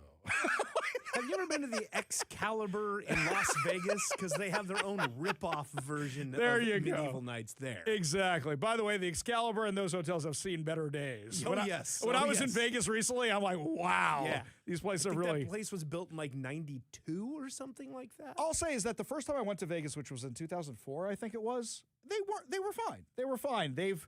It's been a while since 2002. That's 25 years, basically. Yeah. And like I said, I'm pretty sure that place was like 92. Yeah. But they do have their own version of medieval times. Oh, I'm sure that they do. I did not experience that. That's the only one I've been to. But apparently this is the new hot dating place. I mean, come on. Medieval times. It's somebody who wrote a cute article. Okay, I don't know, man. They've got a whole bunch of people talking about all the stuff going on in the dating apps. It's like, what? Like you take your date there? No. They're going to to hope that the night will give them a rose. Give them a thing. I guess, it pays to be a knight because you have your choice of the women who want to hang out at medieval times. I mean, okay, so let's rewrite this out. They're not there for dating. They're groupies. Yes. They're groupies. Groupies for the guys as pretend knights. Not even like in The Knight's Tale where it was for real-ish. No, not that. They are groupies for the knights. Society is doomed, my friends. Absolutely doomed. When we come back, lots more to discuss, including Keith Ellison is in the hot seat for all the fraud in Minneapolis. We'll tell you what's going on, have some insane audio for you when we come back. You're listening to the Ari Hoffman Show on Talk Radio 570 KBI.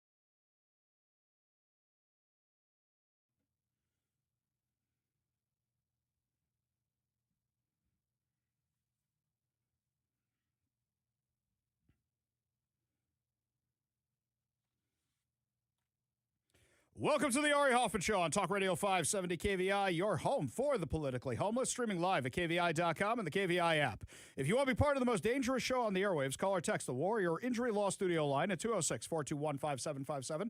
That's 206-421-5757. Coming up this hour, another chance to win two tickets to Lionel Richie and Earth, Wind, and Fire at Climate Pledge Arena.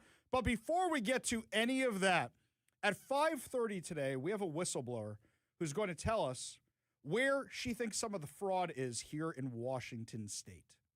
Now, when we see all the stuff happening in Minneapolis, in Minnesota, my first thought was this has got to be happening in Washington. It's the same sectors. Homeless Inc., feeding needy people, elderly care, daycare, same kind of stuff. And guess what? The second we just start digging a little bit, the easily available publicly online stuff, we started finding tons of alleged fraud. Let me be very clear about this. Fraud of this scale does not happen unless government is in on it or that incompetent. Could be both, by the way. You could be in on it and incompetent. But that is the only way fraud this massive happens. For example, let's say you have an agency that you give money out to, right? Aren't you going to check on your grant from time to time? I have applied for a lot of grants. In fact, our synagogue has some grants from Homeland Security right now because religious institutions get grants from Homeland Security. And guess what? You know, they check on stuff all the time. In fact, there's a form I think we forgot to fill out that we had to fill out this week.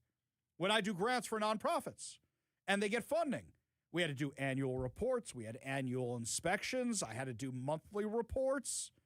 That's what you do. But yet, nobody figured out through all that 12.9 million meals were not getting served to kids. Let's just fork over the money. Nobody figured out through all that the Quality Leering Center wasn't actually a daycare. My daughter sent me a picture the other day. She was driving past Franklin High School in Seattle. Franklin High School, let's just say it's not great. Franklin High School, not a great place. Drives by the other day, and there are some signs up against their big fence. And their big fence there always has political activism. Now they have these big homemade signs that say ICE out and Free Palestine. What, Free Palestine? Ah, the Quality Learning Center. What is this Palestine? And if it's free, I want some. How do I get two? I'll take two of the Palestine. Maybe if you spent more time in the class as opposed to walking out, you would know how to spell Palestine as opposed to Palestine. Maybe it was, teacher Doug Palestine who was, wrongly arrested, and they were like, free him already. That's what it was. Wow. Wow, throwback right there. That's what it is. Yes. Maybe. Maybe, sure. Okay. That's right. Okay. Maybe that's what it was. No, I don't think that's what it was. I think it's the fact that the kids are ignorant, right? Something like that. It's not good. All right. Anywho. So, regarding all this, I wonder if Franklin High School is one of these schools that gets all this money, but not enough kids go there. Oh, wait a minute. That's every Seattle public school. Some of the schools are down 40%. 40%. And yet we keep funding them. Because last year when they had the chance to close schools, they didn't close schools. They didn't consolidate. They didn't say, what are we doing wrong that everybody's leaving? They said, let's go to the legislature. They will bail us out. Well, right now the spotlight is on Minnesota. And today, Congress was hearing from Keith Ellison. Now, let me be clear. Excuse me. Now I'm clear. Let me be clear. Keith Ellison did not look like he wanted to be there at all. Keith Ellison looks like he would rather be anywhere else in the world and has ultimate disdain for being subpoenaed by Congress to testify. I wonder if Keith Ellison was in on it, or do you think Keith Ellison is so incompetent he allowed it to happen? Or a third option, look the other way because he didn't want to be called a racist, because that's what they were being threatened with in Minnesota. This is the first thing he said, where he said, it's not criminal, it's just political. This is all political theater. General Ellison, under your watch, unfortunately, Minnesota has achieved the largest COVID fraud scheme in American history. Under your watch, those whistleblowers who brought attention to the fraud and waste in your state faced retaliation. Under your watch, billions of tax dollars intended for unemployment insurance, supporting hungry children, just as described, children with autism, providing housing for the most vulnerable, keeping small businesses afloat through COVID, and more were instead, all of those dollars were funneled away into fraudulent schemes. So last month in an interview with CNN, you were asked if your office has done enough to stop the fraud. And you responded, of course we've done enough. And this is a quote, of course we've done enough. And we're doing more every single day. This is a political matter. This is not a serious thing. Those are your words. They are. They are. Right. He thinks it's political. Pay no attention to the man behind the curtain. I love Senator Josh Hawley. He's one of the ones I really, really like. Senator Josh Hawley took AG Keith Ellison to task for this rampant fraud. The beginning, Keith Ellison, that look of disdain that he is giving Josh Hawley in this video, holy cow. Give a listen to this. Mr. Ellison, let me start with you. You're the Attorney General of the state of Minnesota. Do I have that correct? That's a yes? Sir, you're aware of my job. You know the answer to that. You're not going to answer my questions? Are we going to start this way? Are you the Attorney General of the state of Minnesota, yes or no? You know the answer. Mr. Ellison, you're in my courtroom now. You're under oath. So I suggest that you answer my questions. You the Chief Law Enforcement Officer of the state of Minnesota, yes or no? Let's try another question. Okay, let's just stop right there for a second. If it wasn't clear before that this guy doesn't want to be where he is right now, guess what, dude? You know the easiest way not to be before Congress on a congressional subpoena? Don't screw up this bad. Don't have $9 billion of fraud on your watch, and you won't get a congressional subpoena.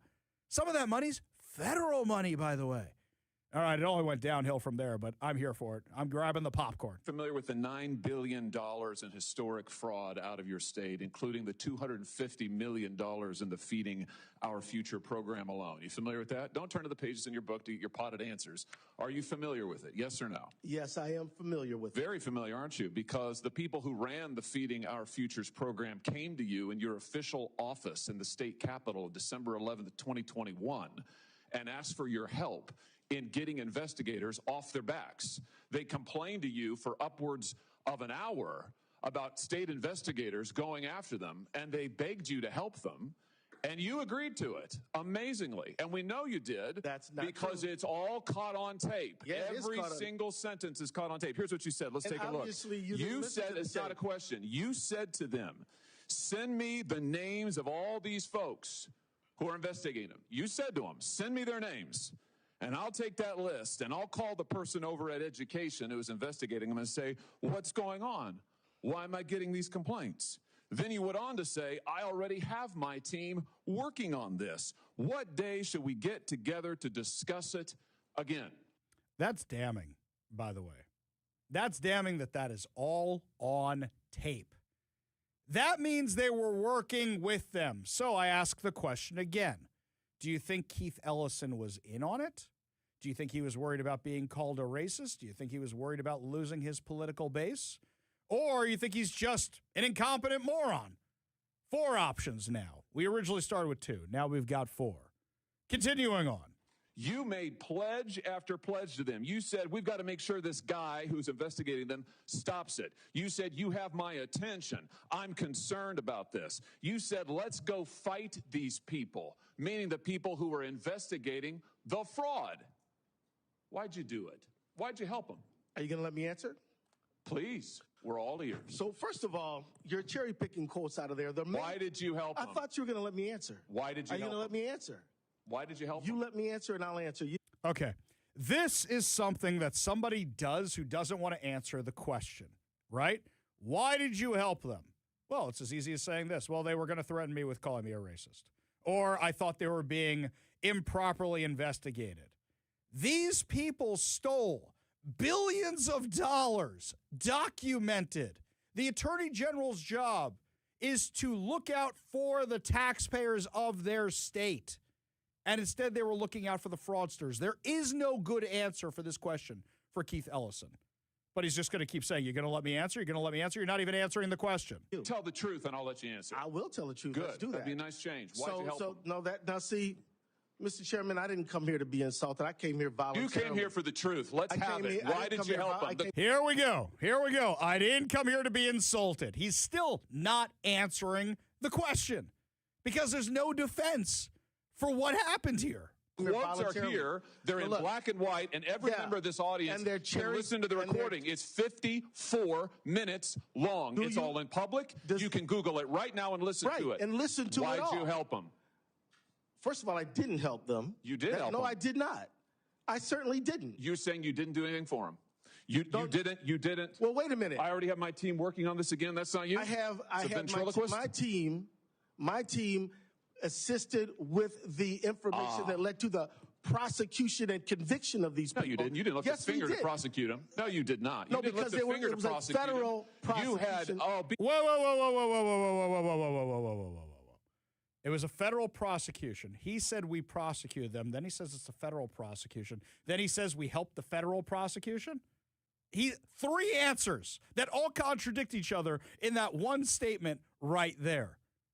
Now I'm thinking to myself, well, maybe if this guy's up to his eyeballs in it, is Nick Brown, is Bob Ferguson, or any other Washington officials who refuse to investigate any of the fraud allegations here in Washington?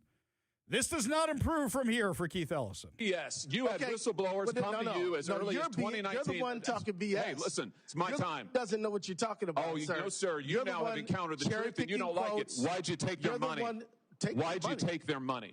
I didn't. You took $10,000. No, that's a false statement. $10,000 9 days after the meeting. False statement. You took $10,000. Here's what happened. They went to your office. They solicited money from you. They solicited help from you. That's also wrong. They came to your office. It was your official office. You met with them for 54 minutes. No, they didn't. They asked you for help. You pledged it to them, and they talked repeatedly about money. In fact, it's all they talked about. That's a lie. Money. They said, we will put our dollars in the right place. We will support candidates that will fight to protect our interests. You replied, that's right. They said, if you are securing your donor base and securing your power base, you can act the way you want. You replied, money is freedom. They said the amount of money circulating, I'm reading the transcript, the amount of money circulating in our community today is powerful, and we haven't realizing it in a meaningful way. And you said, give me the specifics. And 9 days later, you took $10,000 from people who were then indicted. It's in your reports. Why'd you do it? Sir, was it worth it? You know what? This is a theatrical performance. 10,000. This is the truth. This is what accountability looks like, of which you've had none. You helped fraudsters defraud your state and this government of $9 billion, and you got a fat campaign contribution out of it. You ought to be indicted. True. Well, that's the truth. I think we've made the point. Let's keep the tenor just for the record. I'll ask how I want. He's lying, and that's the truth. Oh no, this is all on the record, sir. Did you bother to investigate where the money that you facilitated their fraud for, where it went? Do you know where it went, what it was used for? No, he doesn't know. Or he does know. But either way, he did get a campaign contribution out of this. $10,000 worth. And yes, there is a transcript. And yes, there are recordings. And no, Josh Hawley is not cherry-picking any of this. It's an hour of these discussions. Help us. They're on to us. How do we get out of this? I wonder if there's any recordings of Washington officials. I wonder how many other states we're going to find this in. Do you think this is happening in Washington? I think it is. Let me know what you think. 206-421-5757. That's 206-421-5757. We go back to the Warrior Injury Law Studio line. Take a call from Sue in Seattle. Sue, what's going on? Hi, I'm here to bring an option 4. Back in the day, Keith Ellison's son was on the Minneapolis Council. You think he was in on it and he's protecting his son? I think he could be. Or maybe his son's friends. Fascinating. You know what? I don't know about that, Sue, but I'm going to do some research into that. I'm making a little note right now. We're going to put that down. I'm going to do some digging into that, okay? Hey, Ari. Yeah. I wanted to tell your listeners to check you out on YouTube. I'm glad to see your cute face there. Oh, that's so sweet. Thank you. I hope my wife wasn't listening to that. She's going to get all jealous now. Okay. Okay, you can't just type in Ari. you gotta type in Hoffman after it. Well, yeah, it's a very common Jewish name. It's like John in the Jewish world. So, yeah, it's all over the place. Sue, appreciate the call. Appreciate the compliment. Appreciate the kind words. You want to be part of the show, you give us a call or a text at 206-421-5757. That's 206-421-5757. And actually, reminder for everybody is that YouTube banned my account a while ago, and I lost all my followers. So if you want to go over to YouTube, find the Ari Hoffman Show, subscribe to the Ari Hoffman Show there, I would very much appreciate it. I think I had 5,000, 7,000, something like that. I have barely 300 now. What did I get banned for? Interviewing President Trump. Meanwhile, let's finish with this because Keith Ellison still has no answer for Senator Hawley. The fraudulent money? I do because we just heard testimony about it yesterday. Because we were key players in the hundreds of millions of dollars to terrorist groups, to transnational criminal organizations, to the drug trade, to drug trafficking, to child trafficking. And you took $10,000. That's a lie. And helped them do it. It's not a lie. That seems to be exactly what happened. Why do they bring up the terrorist group? This is fascinating. The money was getting funneled through the Al-Shabaab terrorist group for laundering. They were laundering the money through a terrorist organization. Just when you think it's bad they stole it, no, it wasn't bad enough. They sent it back to Somalia and laundered it through a terrorist organization. We go to the Warrior Injury Law Studio line, take a call from Mike in Bremerton. Mike, what's up, man? Yeah, I just want to say I think they should be indicted and thrown in prison. I agree. I don't know why they haven't been so far. I mean, right now, the problem is that it doesn't seem like this is the court proceedings. Don't forget, Congress is not court proceedings. Congress is theatrics for these things. Senator Josh Hawley wanted his time. He wanted to do this 100%. It doesn't mean the guy didn't do it. So why is nobody indicting them? I mean, if the feds indict them, hang on, here's what's going to happen. If the feds indict them, the entire Democrat Party is going to go, you're just prosecuting your political enemies and Islamophobia, even though he's up to his eyeballs in it. Wouldn't you say so, Mike? Right. Yeah. I think you're exactly right, and they ought to be indicted and thrown in prison. I agree. I don't know why we don't do that anymore. Why do politicians just get a pass? Mike, appreciate the call. Appreciate you being part of the show. You want to be part of the show, you give us a call or a text at 206-421-5757. That's 206-421-5757. When we come back, my friends, we got some good news on the journalism story we've been telling you for a few days involving me, Brandy Cruz, and Jonathan Cho. We're going to tell you what that is when we come back, but first, Todd Herman's Daily Thoughtcast right now on the Ari Hoffman Show.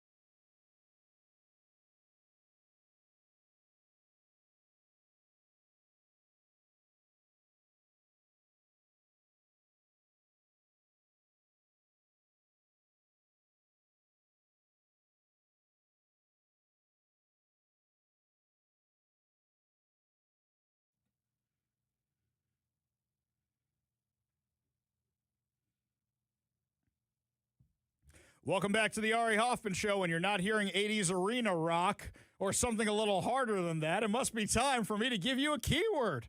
So, my friends, when I give you that keyword, you text the keyword to 206-421-5757. That's 206-421-5757, and you'll be entered for a chance to win two tickets to see Lionel Richie and Earth, Wind, and Fire at Climate Pledge Arena on August 3rd. So, today's keyword is mighty. That's M-I-G-H-T-Y, as in Mighty Spirit by the Commodores, right? Just like that. A Mighty Wind, perhaps. I think I saw that movie some point, but just the word mighty. Text it to 206-421-5757. That's 206-421-5757 for your chance to win. Your last chance to win tickets is coming up tomorrow, so make sure you are listening then as well. This one here from the 360, fraud in Washington State, that's for sure. Democrats have been in power forever because of it. This one here from Jeff and Kent. Jedi Master Hoffman. I love that he does that. It's legislative theater. It sounds like they're doing something. It gets folks fired up, but in the end, nothing comes of it. That's a very fair point. Very, very fair point. This one here from John in Lakewood. Ari, I'm really glad that Hawley seems to have Ellison dead to rights. It seems like most Democrats nationwide and statewide are simply the enemies within bent on U.S. destruction. Yeah, I don't think you're wrong, by the way. Because it seems like so many Democrats don't really care about the country. It seems like instead, what they are caring about is furthering their own pocketbooks. How do they get so much money while being in office? By the way, not just them. There's a few Republicans on that list, too. It's a little crazy. It's a little bonkers crazy. This one here, this person wants to stay anonymous. Hi, Ari. I just got a notification from Federal Way Public Schools that during a student walkout anti-ICE protest, a group of middle schoolers went into a Chevron, stole a bunch of food items. The district's working with the Chevron station and police to identify the kids. All right, this is getting out of hand. We now have two school districts that we know about where things were stolen, assuming this is true. We know it happened out in Issaquah. Now we're finding out about this one too. Guys, email me this stuff if you have pictures, if you have video, if you get emails from the school district, please let me know. Email me, ari@kvi.com. That's ari@kvi.com. Unfortunately, the mainstream media isn't covering any of this. Why? Because a lot of them support it. It's crazy. And then they wonder why they're dying a slow death. Well, not so slow anymore. But they're trying to keep journalists like me, Brandy Cruz, Jonathan Cho, out of the Washington House Legislature. So, found this out, and this is good news that happened just the other day. So while the Democrats are trying to keep us out and we filed a lawsuit to get back in, this one, House Republicans, announced yesterday they will issue a House Republican press pass to any journalist, regardless of political affiliation or ideology, who is denied press access to the House floor, ensuring continued transparency for the decisions being made in Olympia. The decision follows Chief Clerk's denial of official floor passes to 3 journalists who extensively cover the legislature and state government, Brandy Cruz, Ari Hoffman, and Jonathan Cho. Rather than limit scrutiny and access, House Republicans are hoping to expand it. Quote, Republicans believe the public has a right to know what is happening in the people's house, said House Republican leader Drew Stokesbury. Transparency and accountability aren't partisan values.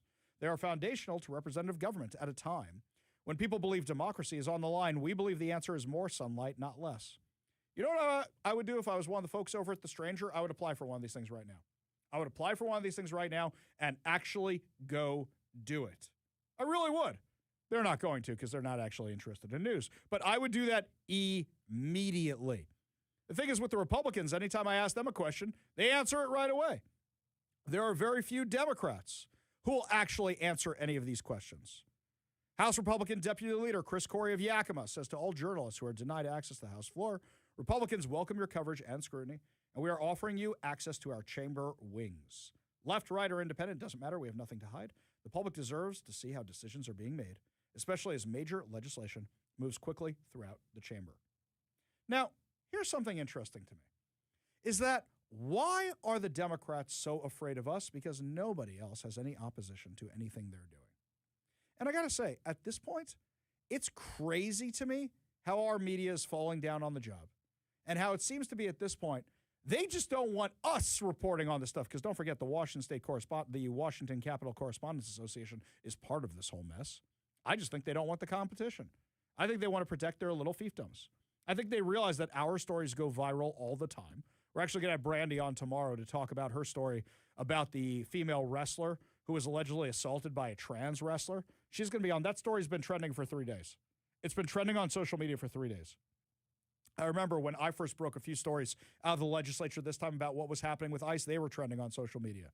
Jonathan Cho does the same thing. And yet, you never see Jerry Cornfield's reporting trending on social media. I think they're just trying to protect their own little piece of the pie and trying to stop themselves from becoming irrelevant. That's my guess. Let me know what you think. 206-421-5757. That's 206-421-5757. We go to the Warrior Injury Law Studio line. Take a call from Armin over at Maury Island. Armin, what's going on, man? Hi, Ari. This is a follow-up to the lady who called earlier and said you were cute and on YouTube and whatnot. Do you think I'm cute also, Armin? Because, you know, I mean, like, I'm married, I'm happy, but I appreciate the compliment, man. Well, I've met you in person, Ari, a number of times, and you know that I'm Armenian, and Armenians are also short. And I self-identify as an NFL linebacker. Oh, and, I want to be paid $8 million a year because that's my identity. That's how I identify. I identify as a 6'5" basketball player. I want to play for the New York Knicks. I want to make millions of dollars playing for the New York Knicks. I think we might be related. What do you say? You know, you stole my line because I used to say I identified as a basketball player. Oh, very good. Back to the reason I called before you cut me off for lack of time. The lady made some reference to Keith Ellison's son, and I think what she was referring to is, and I don't know much more than I'm about to say, which is, I think it was on Lars Larson show earlier today, that there was a report that Keith Ellison got $10,000. Okay, big deal. That his son, who was going to Harvard, received something around $110,000 plus living expenses or something while he was going to Harvard. Anyway, that they're family members that got money, way more than the $10,000. Hang on one second. I'm looking at this. I did some Googling during the commercial break. I was going to save this for when we had more time. So this is from the Washington Free Beacon. Keith Ellison's radical son is off to Cambridge for a Harvard fellowship. He'll still pocket his taxpayer-funded Minneapolis City Council salary. So he had a full-time fellowship at Harvard, but is keeping the six-figure salary. Is that what you're talking about, Armin? I don't know the details. This sounds a little different. It sounded from what I was hearing, I think it was on Lars Larson, that the son received this $100,000 or so from this Fund Our Future slush fund money laundering operation, but maybe I'm remembering wrong or no. You might be. Here's what I'm going to do. I'm going to prep this story overnight. I do a lot of prep for the show at night. I'm going to prep the story overnight and have it for tomorrow because I'm getting emails. Rob just sent me an email about this. I'm getting texts about it. I'm going to prep this show tomorrow because I didn't hear about this till just now, and we'll have this story for everybody tomorrow, okay? Cool. Fantastic. Thank you, Armin. Appreciate the kind words. Appreciate you being part of the show. Appreciate the information. Of course. You want to be part of the show, give us a call or a text at 206-421-5757.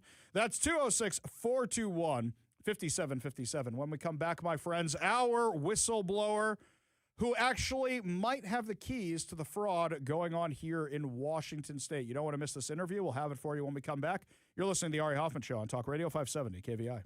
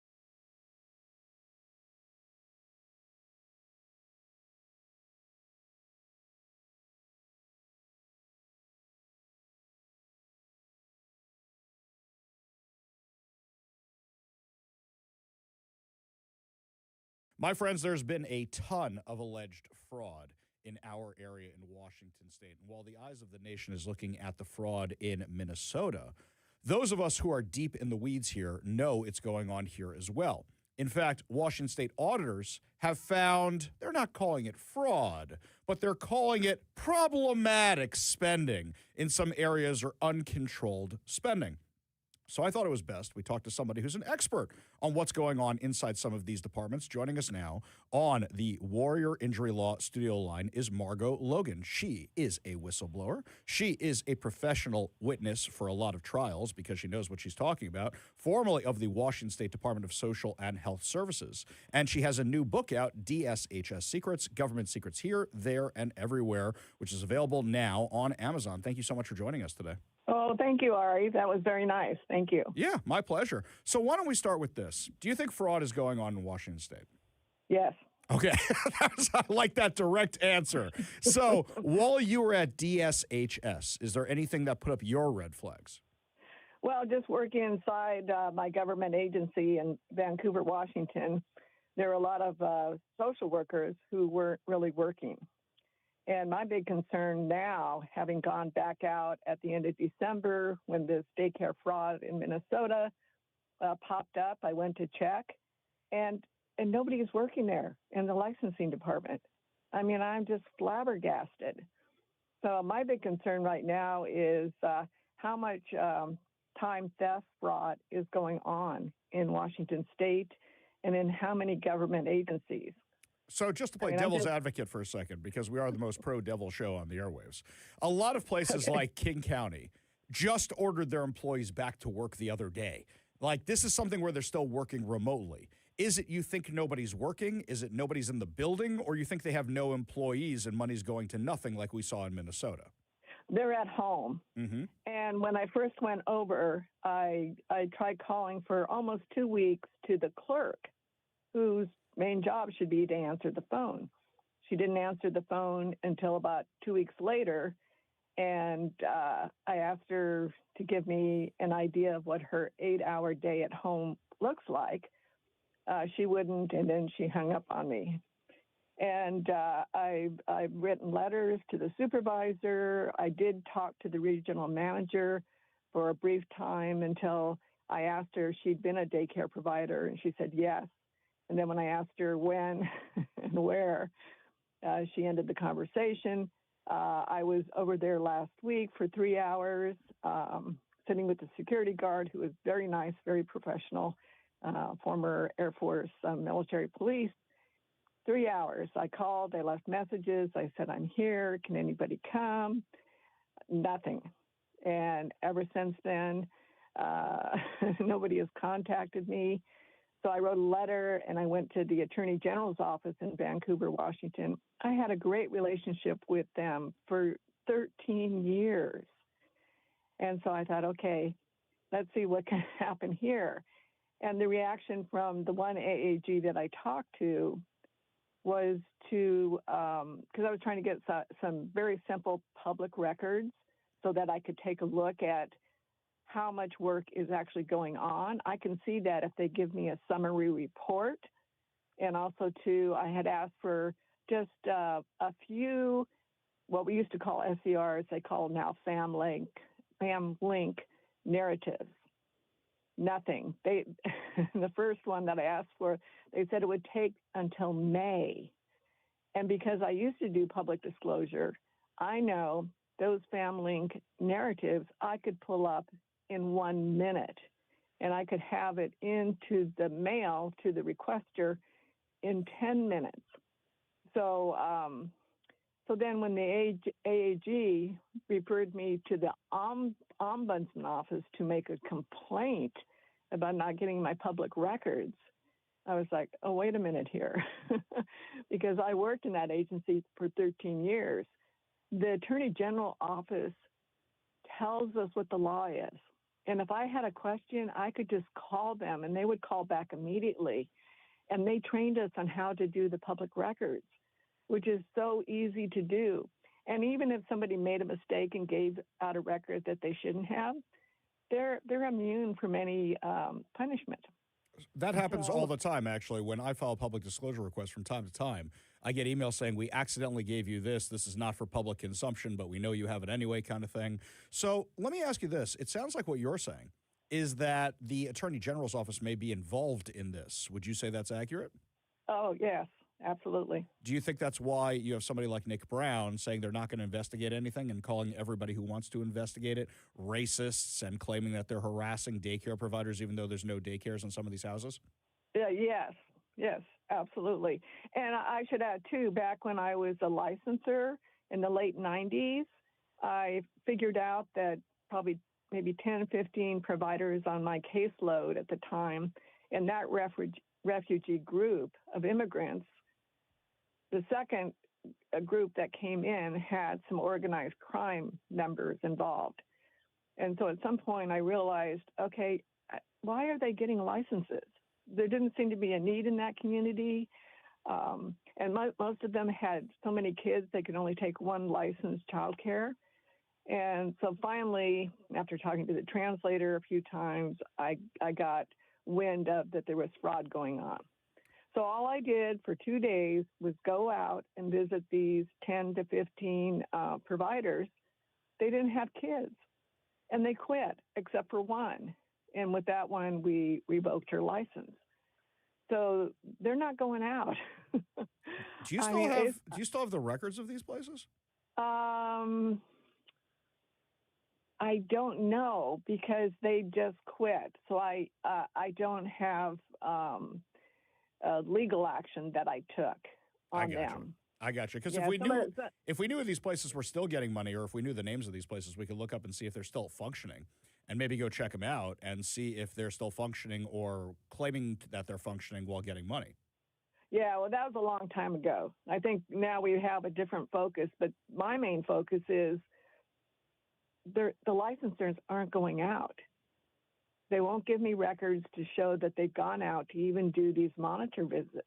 Yeah, that was my concern, too, is that they say that they're going out and doing all these audits, and yet they say we audit everybody. We did 1,400 audits last year, but according to them, there's thousands more of these daycares that exist. And if they only did 1,400, that means they're not auditing these places annually. Yeah, and back in 2005, when I was still there, was the switch over from, so it sounds good that you have to do a monitor visit once a year. But what happened was they only let you go out once a year. You couldn't go out and do random monitor visits. So that once a year told the provider when their licensor would be coming out so they could tidy up and make things look good for the 1 year. That sounds about right. All right. Without giving too much away from the book is called DSHS Secrets, Government Secrets Here, There, and Everywhere. It's by Margot Logan. Margot, thank you so much for bringing this to everybody's attention. And I hope that when you find more of this stuff, you send it on over so we can continue to hold our government accountable and call them out on this kind of stuff. Oh, absolutely. Thank you, Ari. You have a great show. You're a hard worker, and I just ran across you recently, and it's like, okay, good going. Well, thank you. I appreciate that. We got only good news to wrap up the show. Your good news headlines put a smile on your face heading into your evening commute. You're listening to the Ari Hoffman Show on Talk Radio 570 KVI.